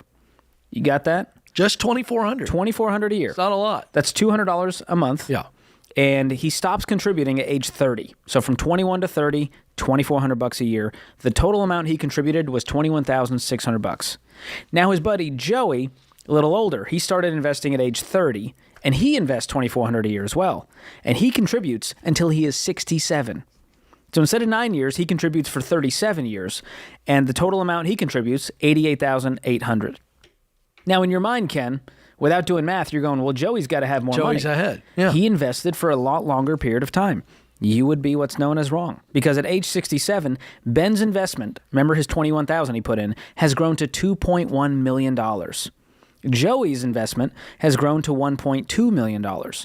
So that 9-year difference, that 9-year gap from when Ben started to when Joey started, was a difference of close to $1 million. Is that not wild? It's crazy. Now, some people hear that and they go, well, wait a second. Is it too late for me? No. Because what about the guy who started at 30? The best time to plant a tree was 20 years ago. The next best time is today. So regardless of where you're at, you got to start. And if you're 50, well, still, let's say it's 70 years old, you still have 20 years of compound growth to take advantage of. And if you're young and you follow this plan, you go, hey, what if I could graduate debt-free? What if I could get out of all my debt, cut up the cards, have an emergency fund, begin investing 15%?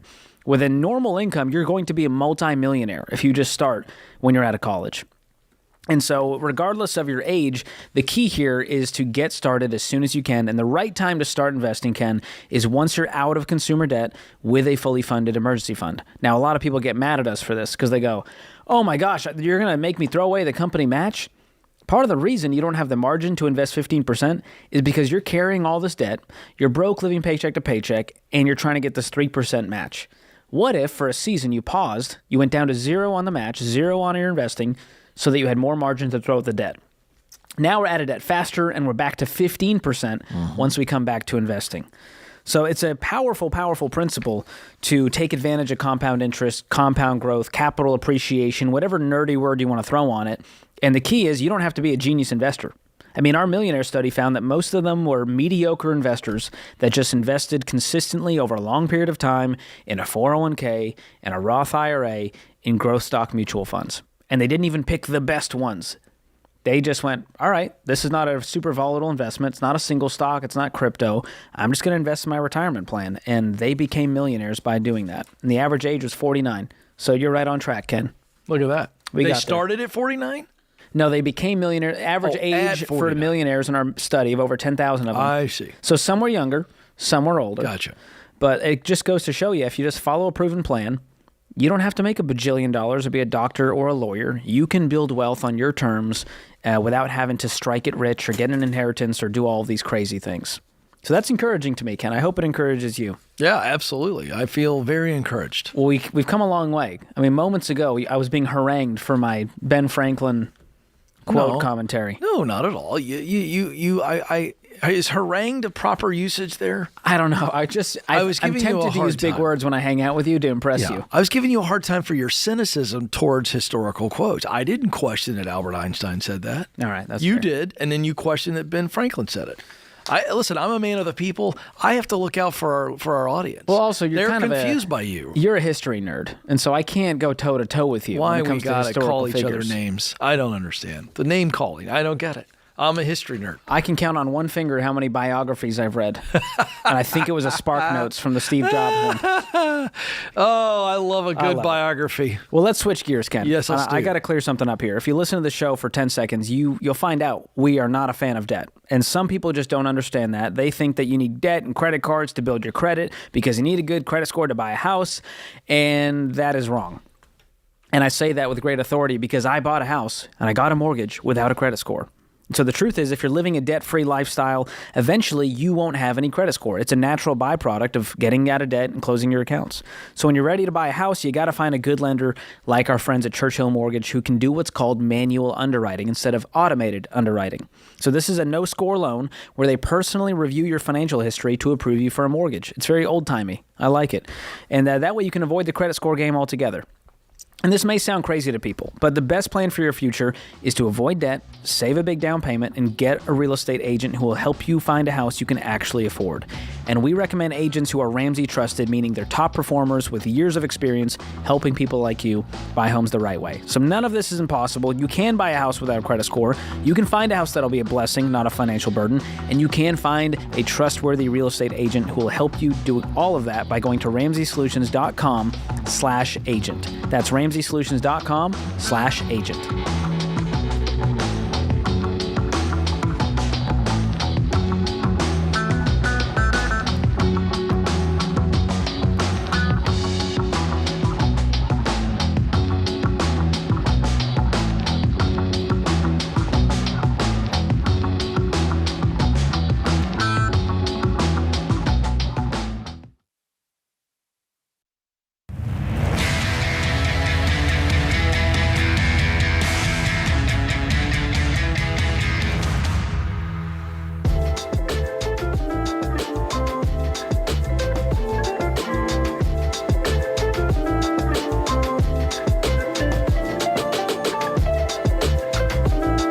Welcome back to the Ramsey Show. I'm George Camel, joined by my good friend Ken Coleman.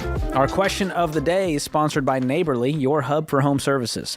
If you own rental properties, Neighborly's local real property management offices can manage them and help optimize your ROI and peace of mind. Go to neighborly.com to schedule a consultation with real property management pros near you. Today's question comes from Mitchell in Florida. He writes, I'm looking for advice on paying off my car loan. I took out a 3-year loan last year for $25,000 and have a monthly payment of $715.01 at a 1.9% interest rate. It was a brand new 2022 Mazda 3. When I got the car loan, I was trying to help improve my credit also, which stands at $720. I have $47,000 available in cash that's sitting in a 4.5% high yield savings account. My question is, do I use the $47,000 to pay it off, or keep using my paychecks and letting the $47,000 keep making me money from the interest? I feel like that is a softball to you, George. So I just tossed it to you. Swing away, my friend. Well, I'm a big fan of T-ball, Ken, and this one's right there. Softball was the analogy, I'm going but that's T-ball okay. because it's that easy. Okay. It's right there on the it's tee. on the tee. It's on the tee. Okay. You need all the help you can get. I acknowledge. Thank you. Yeah. Okay, so this is actually a tough question to answer, Ken, not because of the numbers, because the truth is, he's got $25,000 on a loan, he has $47,000 in cash. A third grader's doing the math, going, "Oh, he should just go pay the car loan off. He has the money to do it." The rub here is he thinks that's a money-making scheme to make 4% on his money in the bank, correct, make an interest instead of paying off the 2% low-interest debt. Right. And this is a problem a lot of Americans are facing right now. Because they go, well, I would be an idiot to pay off the low-interest debt. And I'm going, you'd be an idiot to hang on to debt like a pet, thinking that it's some kind of money-making scheme. And so if you pay off that car loan, guess what you have freed up? $715. Guess what you can do with that money? You can now invest that money and make possibly way more than 4.5% in the stock market, in your retirement accounts. Well, that's guaranteed. So I would, of course, you're going to need a car, but if you paid off that car loan, depending on what the car is worth, you sell that thing or keep it, depending on your income, that'll put you in a great financial spot. So you're also concerned about your credit score. If you've listened to this show, I don't give two rips about the credit score. I don't want you to have a bad score, but when you get out of debt, you just all of a sudden don't have one 6 or 12 months later. And I would just live without a credit score, pay cash for your car. If you need to get a house, do manual underwriting. You can rent cars and hotels and do all that stuff without a credit score. And I've done it. I've lived it. Ken Coleman has too. And I wish you the best in this debt payoff journey. But I would not keep playing this game to try to make a little bit of money right now. It's not worth it. No, I love that advice. I just look at it as a $700 raise. There we go. That's where I go. $715 and 1 penny to be precise. The 1 penny is what really kicks it over. That's the raise. And that's a game changer. What you decide to do with that, to your point, investing, it's going to end up paying off way higher. Yeah. I mean, when you don't have any debt, and then you can really sock away money in savings and investments, that's when that's the real money-making scheme there, Ken. Not giving your money to lenders and trying to play some arbitrage game. Yeah. Not doing that. Yeah. All right, Frank is up next in Mobile, Alabama. Frank, welcome to the show. Well, thank you for taking my call. Sure. How can we help? Well, I had a medical issue 2 years ago, lost my job. Been hanging on. My little emergency fund while I was working my snowball debt was depleted almost immediately. Anyway, I haven't been able to pay my credit card through my little local credit union here. And they're negotiating, and they're offered about 51% of what I owe. Okay. Should I take that, or do you think there's more room for negotiation? I would take it. Do you have the money to pay it? I can scrape that together. I would scrape it together and be done with it and call it a blessing and move on with my life. Yeah. Right now is not the time to try to haggle. I mean, you owed this money. They're willing to give you some grace and mercy here and say, hey, we'll take half of it if you got it. And for that reason, I'm going to take it. Thank you. I was just kind of looking for some guidance. I've been listening to guys for years. And will that get you debt-free? I still got the house. But other than that, the wife's got some little card stuff. But let's cut up the cards and pay these things off. What does she have on her cards? I think $4,000. Is it in collections or is it just sitting on the balance? No, we've been able to hang on to those current. So we're going to start knocking them out now that this one's out of the way, and I do have a little bit of income coming in finally. Are you working full-time right now? Because you said you were unable to for a little while. Medically disabled. Okay. Permanently. It just went through. Wow. And your wife? After 15 months. Now, is that going to give you more margin with disability payments? It'll let us keep current with hers so we can pay them off and be debt-free. Yes. Is she working? She's unable to work due to a medical condition. My goodness. Is she getting any disability? Clipped our gazelle right out from under us. Yeah, that's tough. Why is she? It sounds like you said the wife has cards. Do you guys have separate finances, or are you guys on the same page and in the same bank account? Well, we have a joint, but I cannot seem to finagle her head around get rid of them. So like a little security blanket. Oh. Well, it's not a security blanket. It's a weighted blanket, isn't it? That's what I've been trying to show her with this one. I don't know how you're sleeping at night under that security blanket, quote unquote. When you're on disability, you can't work and you have all these payments you got to make. It's been at 23% interest, probably. Does she feel what you feel? The way you started the call it kind of sounded like a country song, Frank. Like I'm just hanging on, hanging on, hanging on. And that's exhausting, right? It is. And does she feel that way? No, she just thinks, everything's fine. And that's what I thought. So she's just diddy-bopping along. We're taking steps to. How old are you move two? That in a right direction. We're both in our 50s. Okay. And you're unofficially retired because you're unable to work. So what does the next 10 years look like for you guys? Have you talked about that? I'm going to remain debt-free, and if we can't get together on this... You can't remain debt-free unless she decides to become debt-free, because it's we. Y'all are married. You're a team. It may have to not be that. I don't want that, but it may have to be. Well, I think you're going to have a hard conversation and go, listen, this is really hard on me. I'm scared. We're not safe. You think we're safe with the security blanket of a credit card. I want to be completely debt-free. We don't have a lot of income coming in. All we have is this disability to get us by for the next who knows how many years. And I want to get to safety. I want to get to financial peace. And I'm willing to do whatever it takes. Are you in? And I want you to have a little bit of urgency in your voice when you say it. Okay. Because I want you guys to have some dignity in retirement and not just go, well, we're just hanging on. We've been hanging on like Eeyore's your spirit animal over here. I want better for you guys. And it sounds like you guys lost hope a little while back. And we want to put a little pep in your step, give you some mojo back and go, you can have a great life, but it's going to take a little bit of short-term sacrifice. So if there's anything you guys can even do from home, I don't know what that looks like with your medical conditions and disabilities, but I don't want you just relying on the government giving you scraps off the table trying to just get by. You're worth more than that, Frank. That's all I got to say, Ken. Yeah, I couldn't agree more. Frank, it's time to make some real changes in your life, and this is a heart-to-heart conversation. You guys aren't on the same page, and that's a real problem.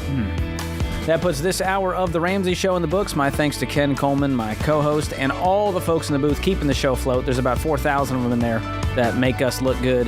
And you, America, thank you so much for listening. We'll be back before you know it.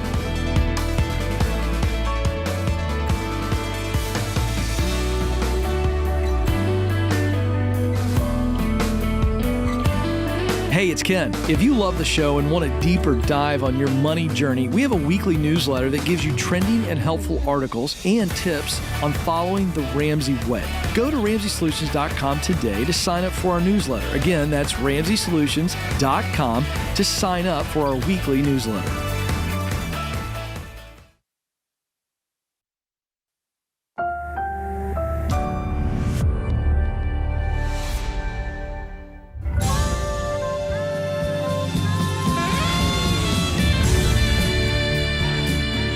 Live from the headquarters of Ramsey Solutions, broadcasting from the Pods Moving and Storage Studio, it's The Ramsey Show, where we help people build wealth, do work that they love, and create amazing relationships. I'm George Campbell, joined by Ken Coleman this hour. This is your show, America. We are here to help you take the right next step in your work life and your money life. The number to call is 888-825-5225. And hey, if you're a listener of this show, whether long time or you're just checking it out, if you like this show, this is a free show. And I want to ask you to do one thing that's also free that won't take much of your time, and that is to consider hitting the subscribe button, the follow button, leaving us a review wherever you're listening, and sharing this show with a friend. We like to joke that we have almost no marketing budget for the show because you guys are the marketing budget. You telling people to listen to the show, to check it out, that's what actually works instead of some ad scrolling in your Instagram. And so we so appreciate all of you who have encouraged your friends to listen to this, to give them some hope and motivation across their life, whether it's work, money, or relationships. Let's get to the phones. James is up first in Springfield. James, welcome to the show. Hey, guys. How you doing? Great. How can we help? Hey, so I just had a quick question. I did feel super motivated, so I thought I'd call today. I'm super glad I got through to you guys. Awesome. So my first big milestone on baby step 2 is complete. My wife got her VA disability rating and the back pay from February. So as an early birthday present, my birthday's later in July, she helped me pay off the remaining balance on my motorcycle. So that was awesome. Wow. So, question, I have a mini HELOC I know HELOC, I hate it, didn't want to do it, but I needed $16,000 to get a new heater for my house in Alaska when we were still up there, and nobody else would give us that much money. So I have that is about a $12,000 balance right now with a variable APY that caps out at around 10%, and it's been capped out for a minute now. And then my truck has about $12,300 left on the loan. So they fluctuate. One goes lower, and then like 2 months later, the other one's higher just because they're so close. In that kind of situation, is it okay to go with the one with the flex or the variable APY versus the fixed just to get rid of it quicker? So you have 2 loans total? There's a couple more, but one of them's a little bit less than that. It's right around the $10,000 or $9,000 mark, and that's our next one that we're focusing on. Okay, what kind of debt is that? Estimating about 4 months. It's an embarrassment. It is no a shame. Traveler. The Traveler has done things where you go to the seminar and you sign up. I can't even remember what it's called. A timeshare?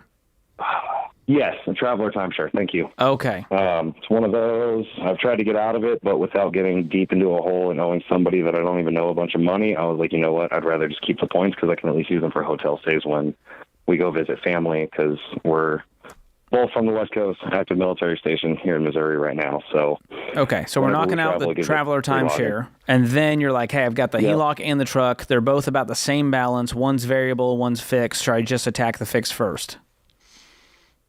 Mm-hmm. Yeah.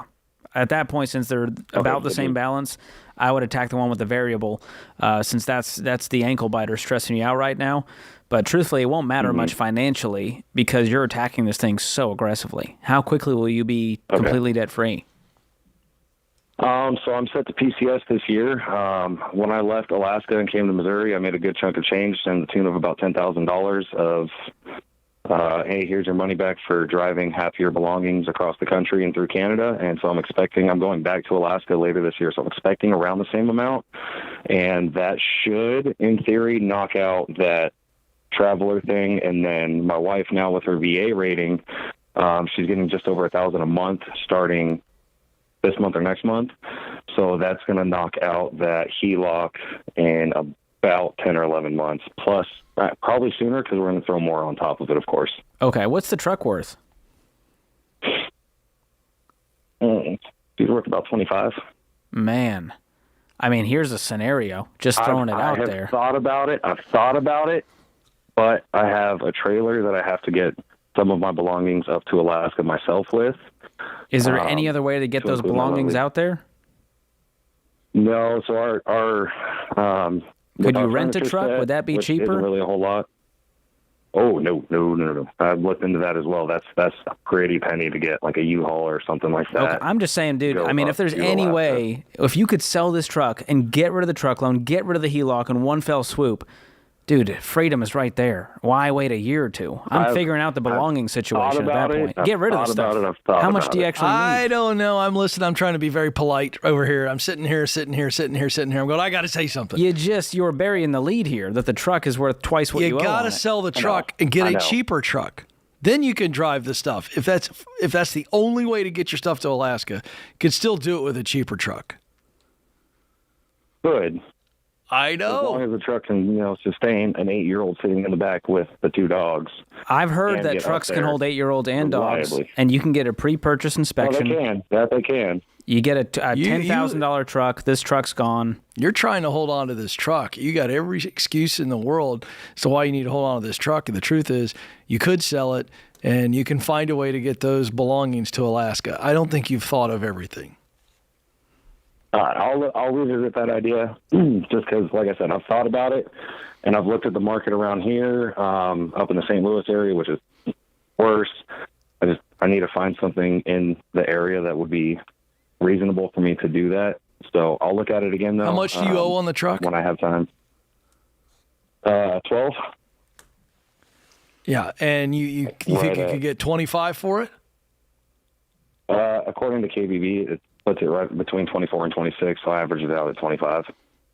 Okay, then. The fact that you've looked that up tells me you've thought about it. Yeah, and you need to look at what you can get for 100%. 15 to 17. What can you get for 15 to 17? Okay. That'll get you a whole lot of That'll truck. get you to Alaska.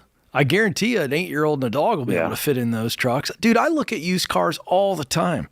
All the time. I'm just challenging you on this because George is right. I'm with George. There's a lot of vehicles that can tow a trailer. And so really look at what you really need and what will get you from A to B, because it's really this one-time scenario. We got to get some belongings over from A to B. That's it. But I don't think that's worth being in debt for a year or two longer. So that's what I'm kind of weighing. Okay. And so you can do what you want, but, you asked for our advice and we gave it to you straight. But, man, if freedom is right around the corner and I've got to figure out how to get some stuff from A to B, I'm willing to take that and sacrifice and do what it takes to get there. Isn't there some sort of train that must go up through Canada to Alaska? I don't know. I'm not well-versed in train Neither routes. am I. I'm just asking.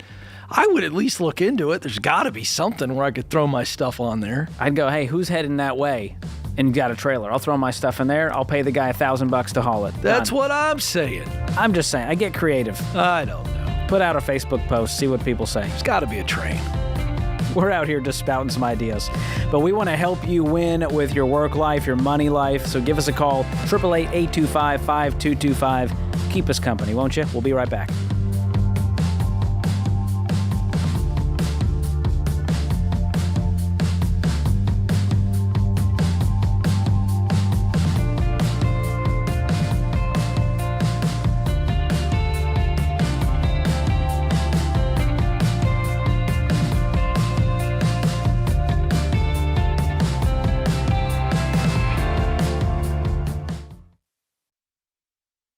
Hey folks, you know that sinking feeling when you make an offer on a house you love and then you hear there's another offer? You need the Churchill Mortgage Home Buyer Edge. Super fast pre-approval and a secured interest rate.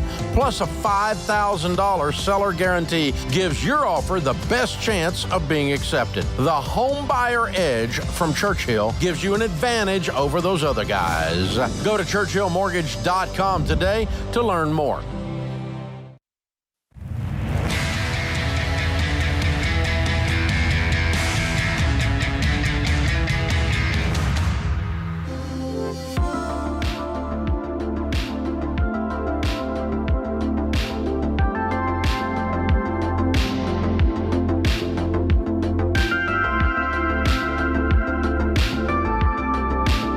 Welcome back to The Ramsey Show. Our team has been doing some research on mental health in the workplace, and it's not looking great, guys. Employees say in the last month they've felt stressed, burnt out, overwhelmed, and even angry at work.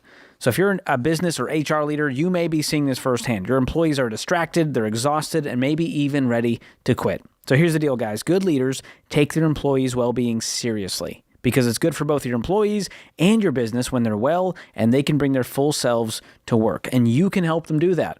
This month is Employee Well-Being Month, and there's no better time to make your employees' mental health a priority. So our team over at Smart Dollar has put together a ton of free mental health resources for leaders like you who don't want to sit on the sidelines of their employees' well-being any longer. You can dig into the research, get information on how to deal with mental health in the workplace, and find tools to help your team get well so that they can focus on their work.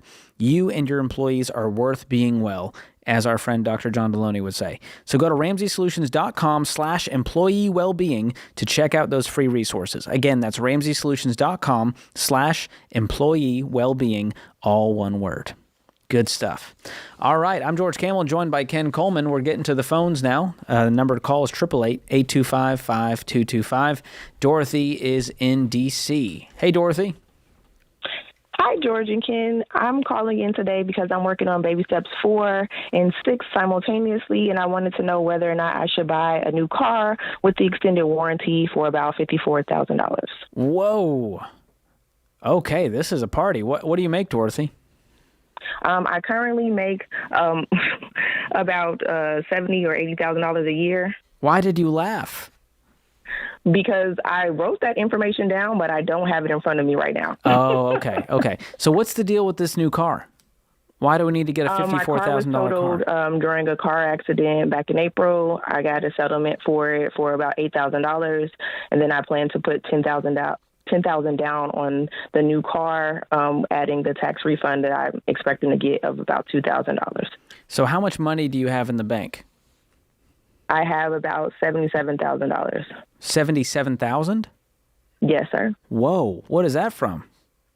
That is from me saving for my emergency fund. So if I take out the $36,000 from the emergency fund, it leaves $41,000. The rest of the money is for me Airbnb in my primary home while I'm away on military orders. Okay. So you've got an Airbnb, you've got your emergency fund in there, and that's money that's set aside for those things. But for the car, you don't have money to buy this car right now. I don't have the full amount of money to buy the car, but I also didn't want to empty my bank account completely when I'm trying to build more with the new LLC I just started for real estate investment. Here's what I'm saying, Dorothy. You are so smart. In fact, you are too smart to go into car loan debt for a car that you can't afford that's over half your income. So I'm confused where this is coming from. You have no debt right now, right? No, I don't, but I didn't want to prevent myself from building additional wealth through the new business that I just started. But can I tell you that buying a car is the number one way to kill your wealth? To go into debt with interest on a depreciating asset. Okay. So the question is, how much money do we have? And then we go, all right, how much car can we get for that amount of money? That's how I would be looking at this thing. So the problem is when I was comparing new cars to used cars, they were just about not that much cheaper for one, and for two, I need a reliable car in order to get back and forth to work. Okay, so let's look at the real numbers. So I thought I heard you say, tell me if I'm wrong, that you had $8,000 from the settlement, and you had $10,000 that you were going to put toward. Did I hear $18,000 is how I got there? Is that what I heard? No, you heard 8 plus 2 from the tax refund, so that is how I get to the 10. Oh, you have 10 to put towards. Okay, good. That's why I asked. Okay, so you think that you can't have a reliable car that you would purchase for $10,000. Is that fair? Yes. All right. So what is the number that makes it reliable in your mind? How much more? I'm not sure.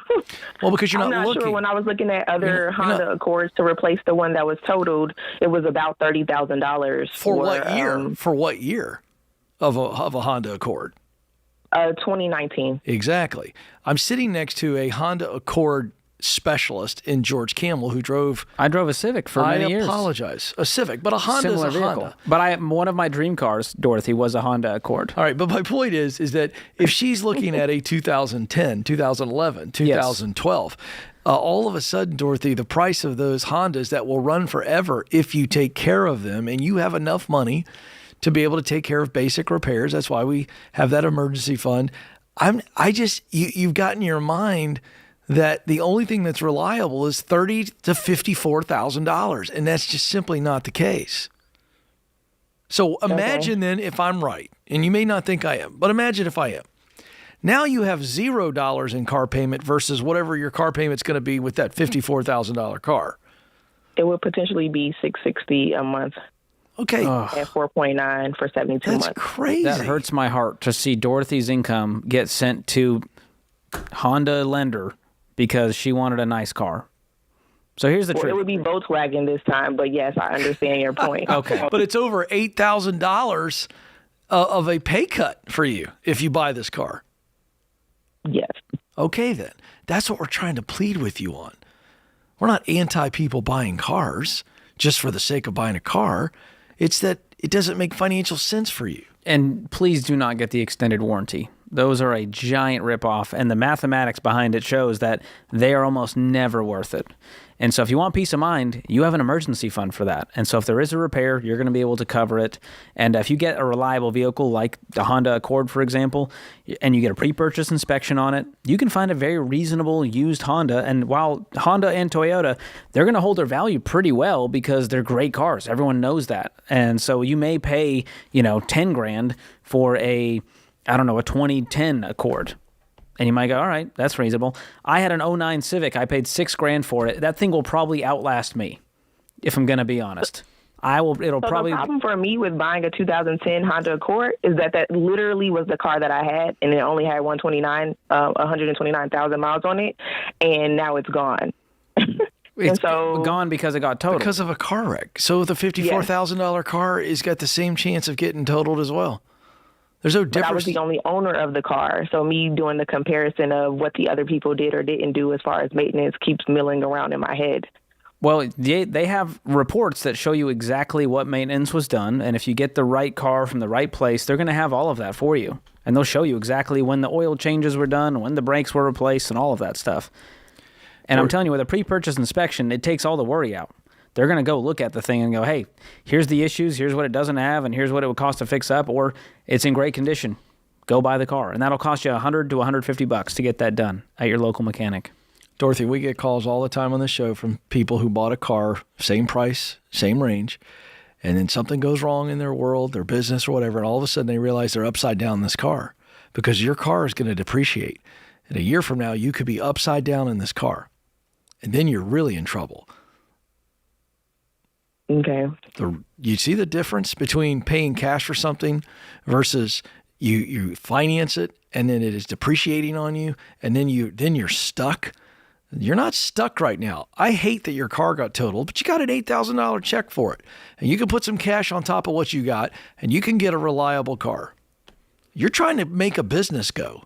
You're trying to go all in. The last thing an entrepreneur needs is a car payment. It's just going to be weighing you down as you get this LLC off the ground. And we want to see you win. That's it. I want Dorothy to be driving like no one else, but right now we got to drive like no one else. You know what I mean? Okay. So I guess my follow-up question and final idea is that I'm basically looking at the comparison of using other people's money or getting into debt for the business versus getting into debt for the car. And what I'm hearing you say is getting into the debt for the car isn't worth it because of the depreciation Getting into value. debt for anything isn't worth it. And if you're going to use it for the business, for sure not. I want you to run your business debt-free, and we show you how to do that in the book, Entree Leadership, and I'm going to send it to you to give you some hope on the business side. And on the car side, go to Auto Trader or True Cars and start looking and sort by your actual budget, which right now is $10,000. And get what you can afford right now, and you can always upgrade down the line until you're driving like no one else. So hang on the line, and we'll send you Dave's best-selling book, Entree Leadership, to show you that it's possible to run a business completely debt-free. Thanks for the call.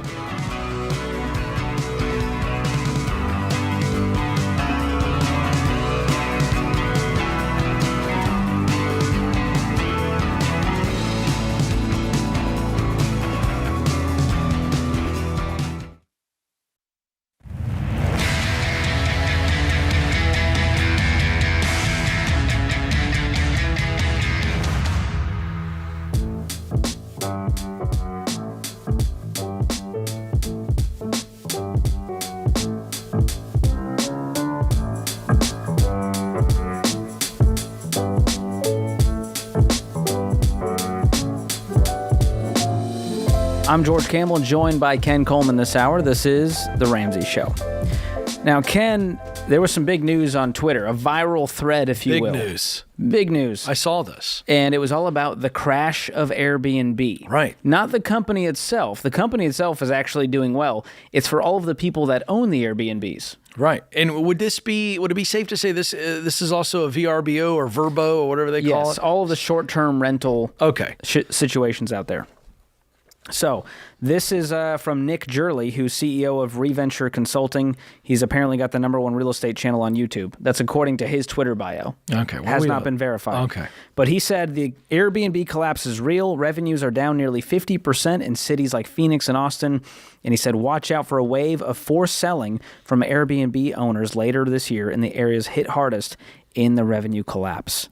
Wow. Yeah. So this is wild stuff. If you're watching, our viewing audience can see there on the screen. He gives the top 10 cities.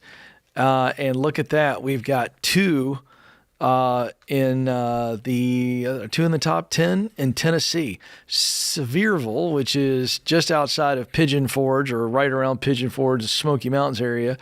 #1 on the list. And then look at that. #8, Nashville, Tennessee. So this is very relevant across the country, but certainly in our state. And what has happened, George, is everybody started watching those TikToks, those Instagrams. All these real estate gurus showed up. Get in there, get the no money down, start building wealth now, baby. Look at me on my private jet. Look at me, do what I did. And now, we have more supply than demand. Yes. Basic economics that nobody ever talks about on TikTok and Instagram. Yeah, there are way more Airbnbs available. So as the supply goes up, but there is actually decreasing demand for those. Yeah. And here's the other kicker. There's way more Airbnbs than there are actually homes for sale. So this could lead to a lot of forced selling. And for people that did the no down plan or did almost nothing down for these rental properties, without the revenue coming in, they could be screwed where they have to be a forced sale, foreclosures. They're going to default on these loans. And that could be a real scary situation. Yeah. Crazy, man. Oh, my gosh. Yeah. Now, it's a perfect storm. Now, does this mean that for those of us that want a vacation this year, we should be looking for some good rates? I would hope so, I but would think also, that's the case. As Airbnb gets spooked, they may try to raise the rates so that the people that still are participating pay more and therefore offset those that aren't doing it, which is always a risky move. That feels really risky. I agree. But their revenue, per booking is up, which tells me they're raising their prices, and people that are still willing to pay, they're doing it. Okay, that was my question. So we are seeing in the numbers that revenue is up. Yeah. Okay. Airbnb's revenue is up. So the company itself is doing great. But rates are up. The folks that are keeping their company alive, the mom and pops out there who went, hey, let's get an Airbnb. It'll be great. Little extra vacation revenue coming in would be awesome. This is going to be part of our retirement plan. And now they're going, we can't cover the mortgage. Because here's the kicker, Ken. Everyone goes, well, the Airbnb is going to cover the mortgage plus some. So this is a no-brainer. Why wouldn't I do this move? Well, you forgot to include risk.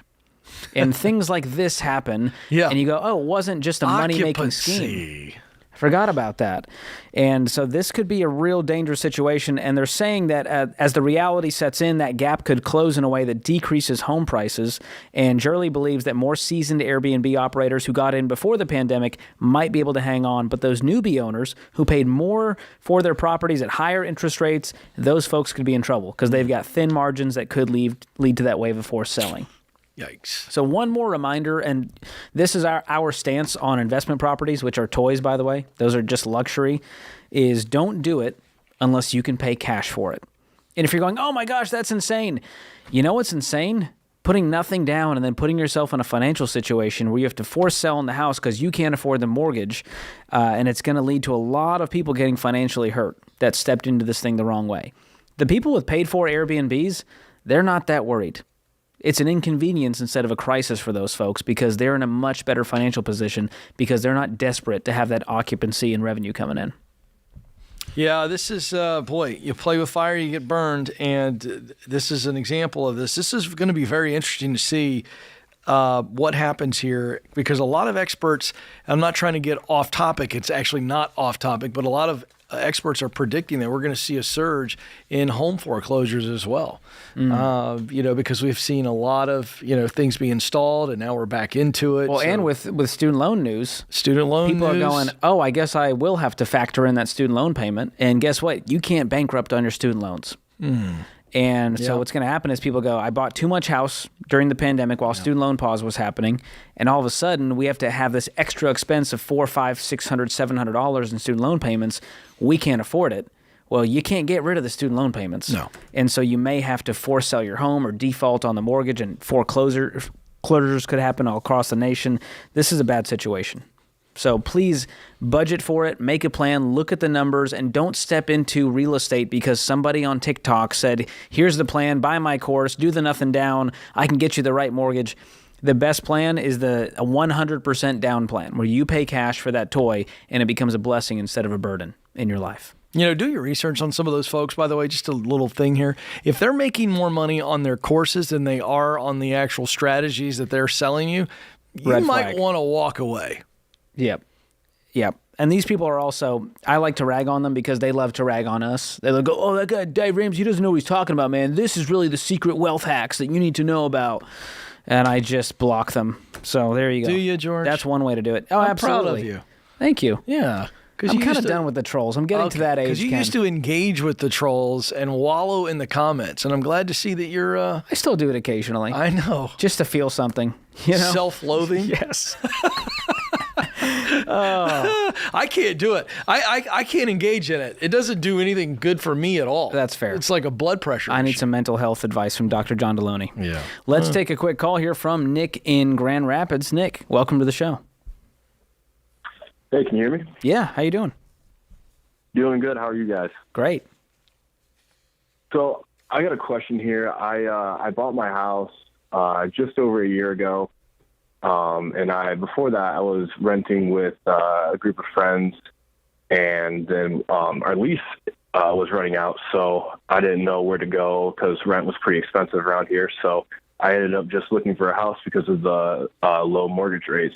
And the house I currently live in is, I'd say it's pretty expensive to live in because of it's an older house, and I have a lot of upkeep with getting a new furnace and water heater, and it has a pool as well that I have to upkeep. So I'm just curious to see if you think I should keep staying here and living here, or just sell the house and try to either buy a new one next year or even just rent somewhere. What is your take-home pay?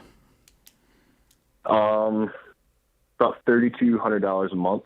And what's the mortgage, including the taxes, insurance, all that? $1,600. Yeah, that's 50% of your take-home pay, and that's not even including all the maintenance and repairs. Yeah. How big is the house? 1,600 square feet. Could you get some more roommates? Yes, I currently live with 2 other roommates. Okay, and so your mortgage is $1,600. What are they paying? $700. Okay, so you only have to put out $200. That's correct. So what's killing you about this situation right now financially that you have to sell it? I think that it's just the toll it's taken on more of my personal life, and more of doing kind of house chores and maintenance on the house that I have to keep repairing things, or have to, like I said, the pool ends up taking up a couple hours a day after work. And so I wasn't sure if I should just keep doing this or if I should get out and kind of rebuild my personal life again. I mean, if it's for your personal life, I'll hire a pool guy and go, how do we factor that into the budget? But I don't think selling this thing is going to solve all your problems. If it's a nuisance long-term, I would go ahead and sell it long-term just because you're not ready to be a homeowner if you're not willing to take all of that on. But the $200 you're paying is not what's killing you. It's the time that you're putting into it. And see if the roommates can chip in. Maybe you reduce their rent if they help you around doing some of these repairs. That could be an option. Tough situation, man. This is The Ramsey Show.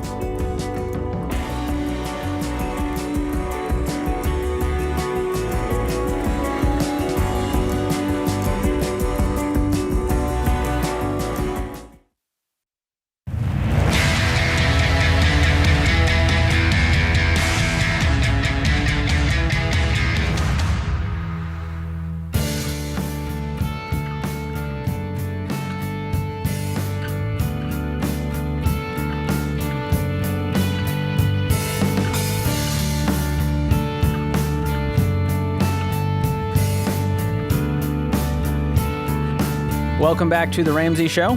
Our scripture of the day comes from Proverbs 12:22. The Lord detests lying lips, but he delights in people who are trustworthy. Thomas Jefferson said, honesty is the first chapter in the book of wisdom. Love a good TJ quote. Man, I love these quotes in light of the student loan news today, Ken, where we found out these politicians have been lying to us for a long time now. Well, but we tried. I know that every time I was on this show that I had the opportunity, I said, do not count on this. This is an empty political promise that is not legal. And the Supreme Court upheld this decision today. Now, what stinks about that is a lot of people believed that. And for those of you that this is a real shot to the gut today, I'm sorry. Yeah, they got duped. We are not happy that you didn't get this relief. We told you weren't going to, but here's the good news. You are your own student debt relief.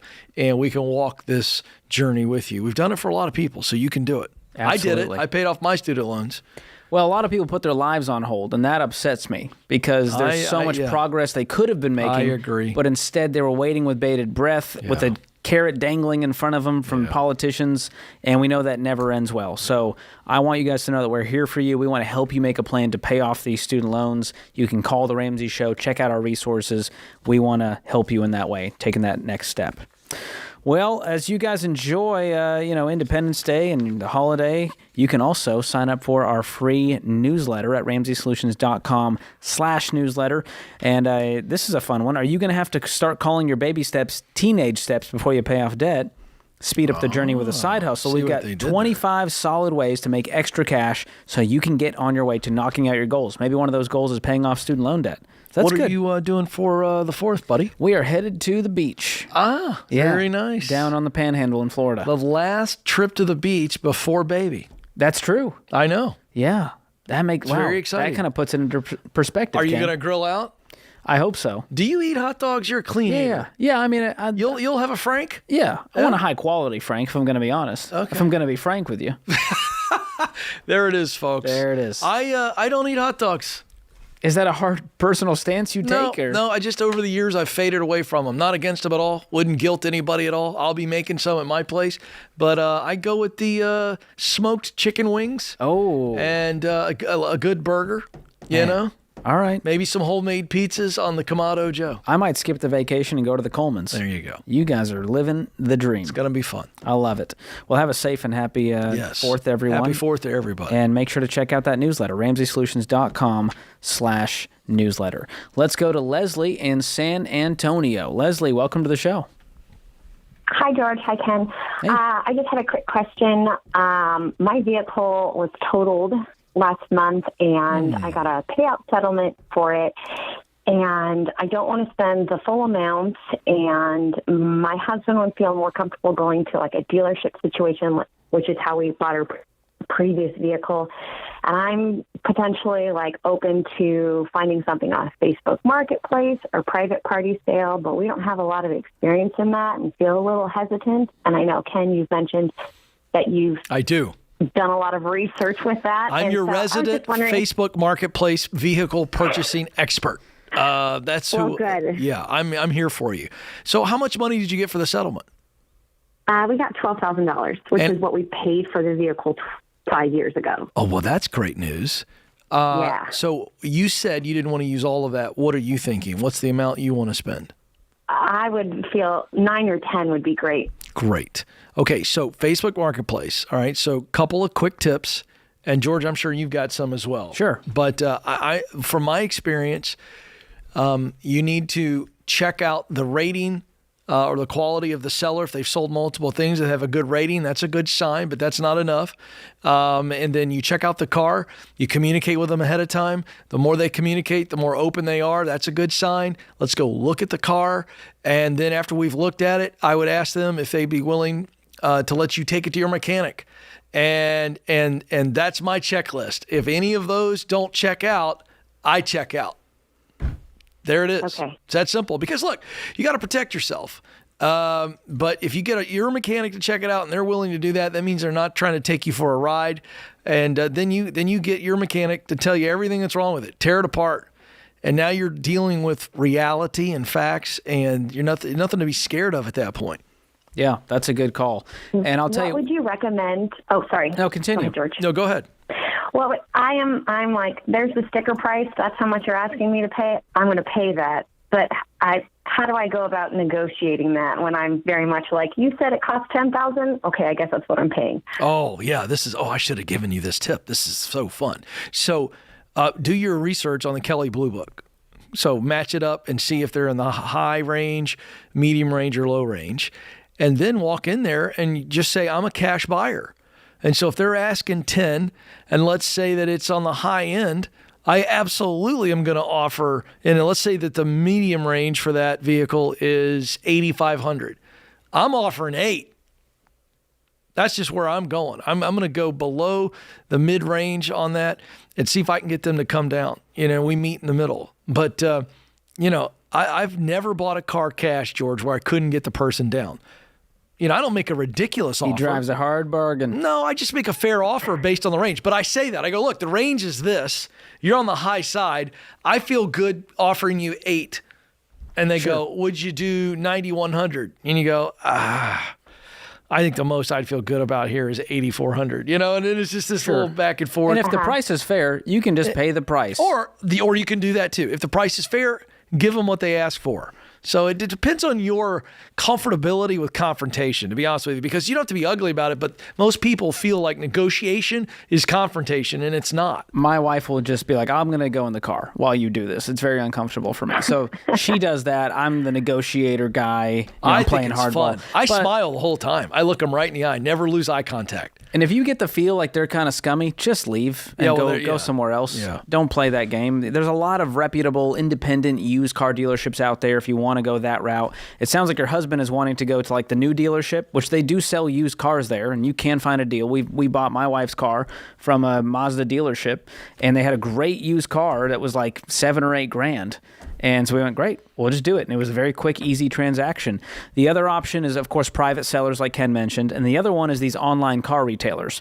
Now, you're going to have a tough time finding something in that price range because the deal with those is, hey, no haggle, it's easy. We've already inspected it. We've got all the reports, but you kind of pay what you see on the website. That's correct. There is no negotiation there. So it just depends on your comfortability, your budget, and start looking. Go to True Cars and Auto Trader and Facebook Marketplace and get a feel for what kind of car you're able to afford. Always get that pre-purchase inspection. It'll be about $150. And then lastly, on negotiating, agree on an out-the-door price. That means, hey, after all the fees and taxes, which, by the way, I'm not paying any fees beyond a real tiny dock fee. It's going to be the price of the car, the sales tax, and a small dock fee. Anything other than that, I'm not paying it.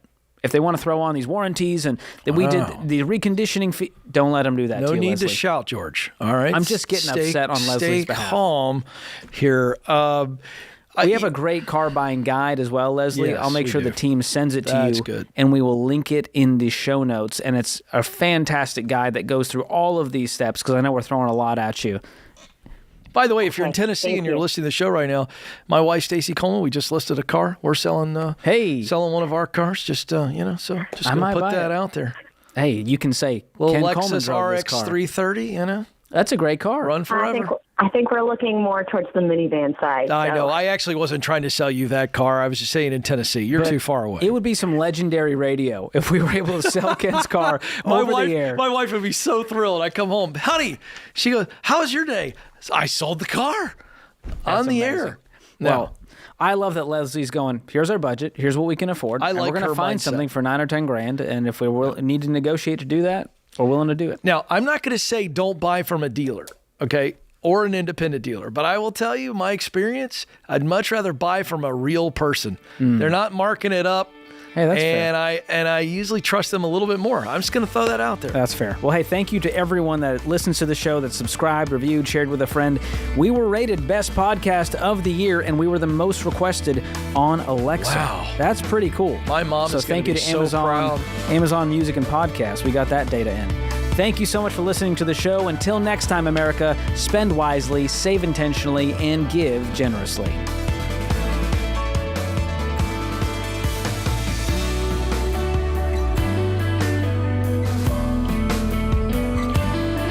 Hey, it's George Camel. If you like what you heard in this episode and want to know more about getting started on the Ramsey baby steps, go to RamseySolutions.com and click on the Get Started button. We'll help you figure out the best next step for you based on your specific situation. That's RamseySolutions.com and click Get Started.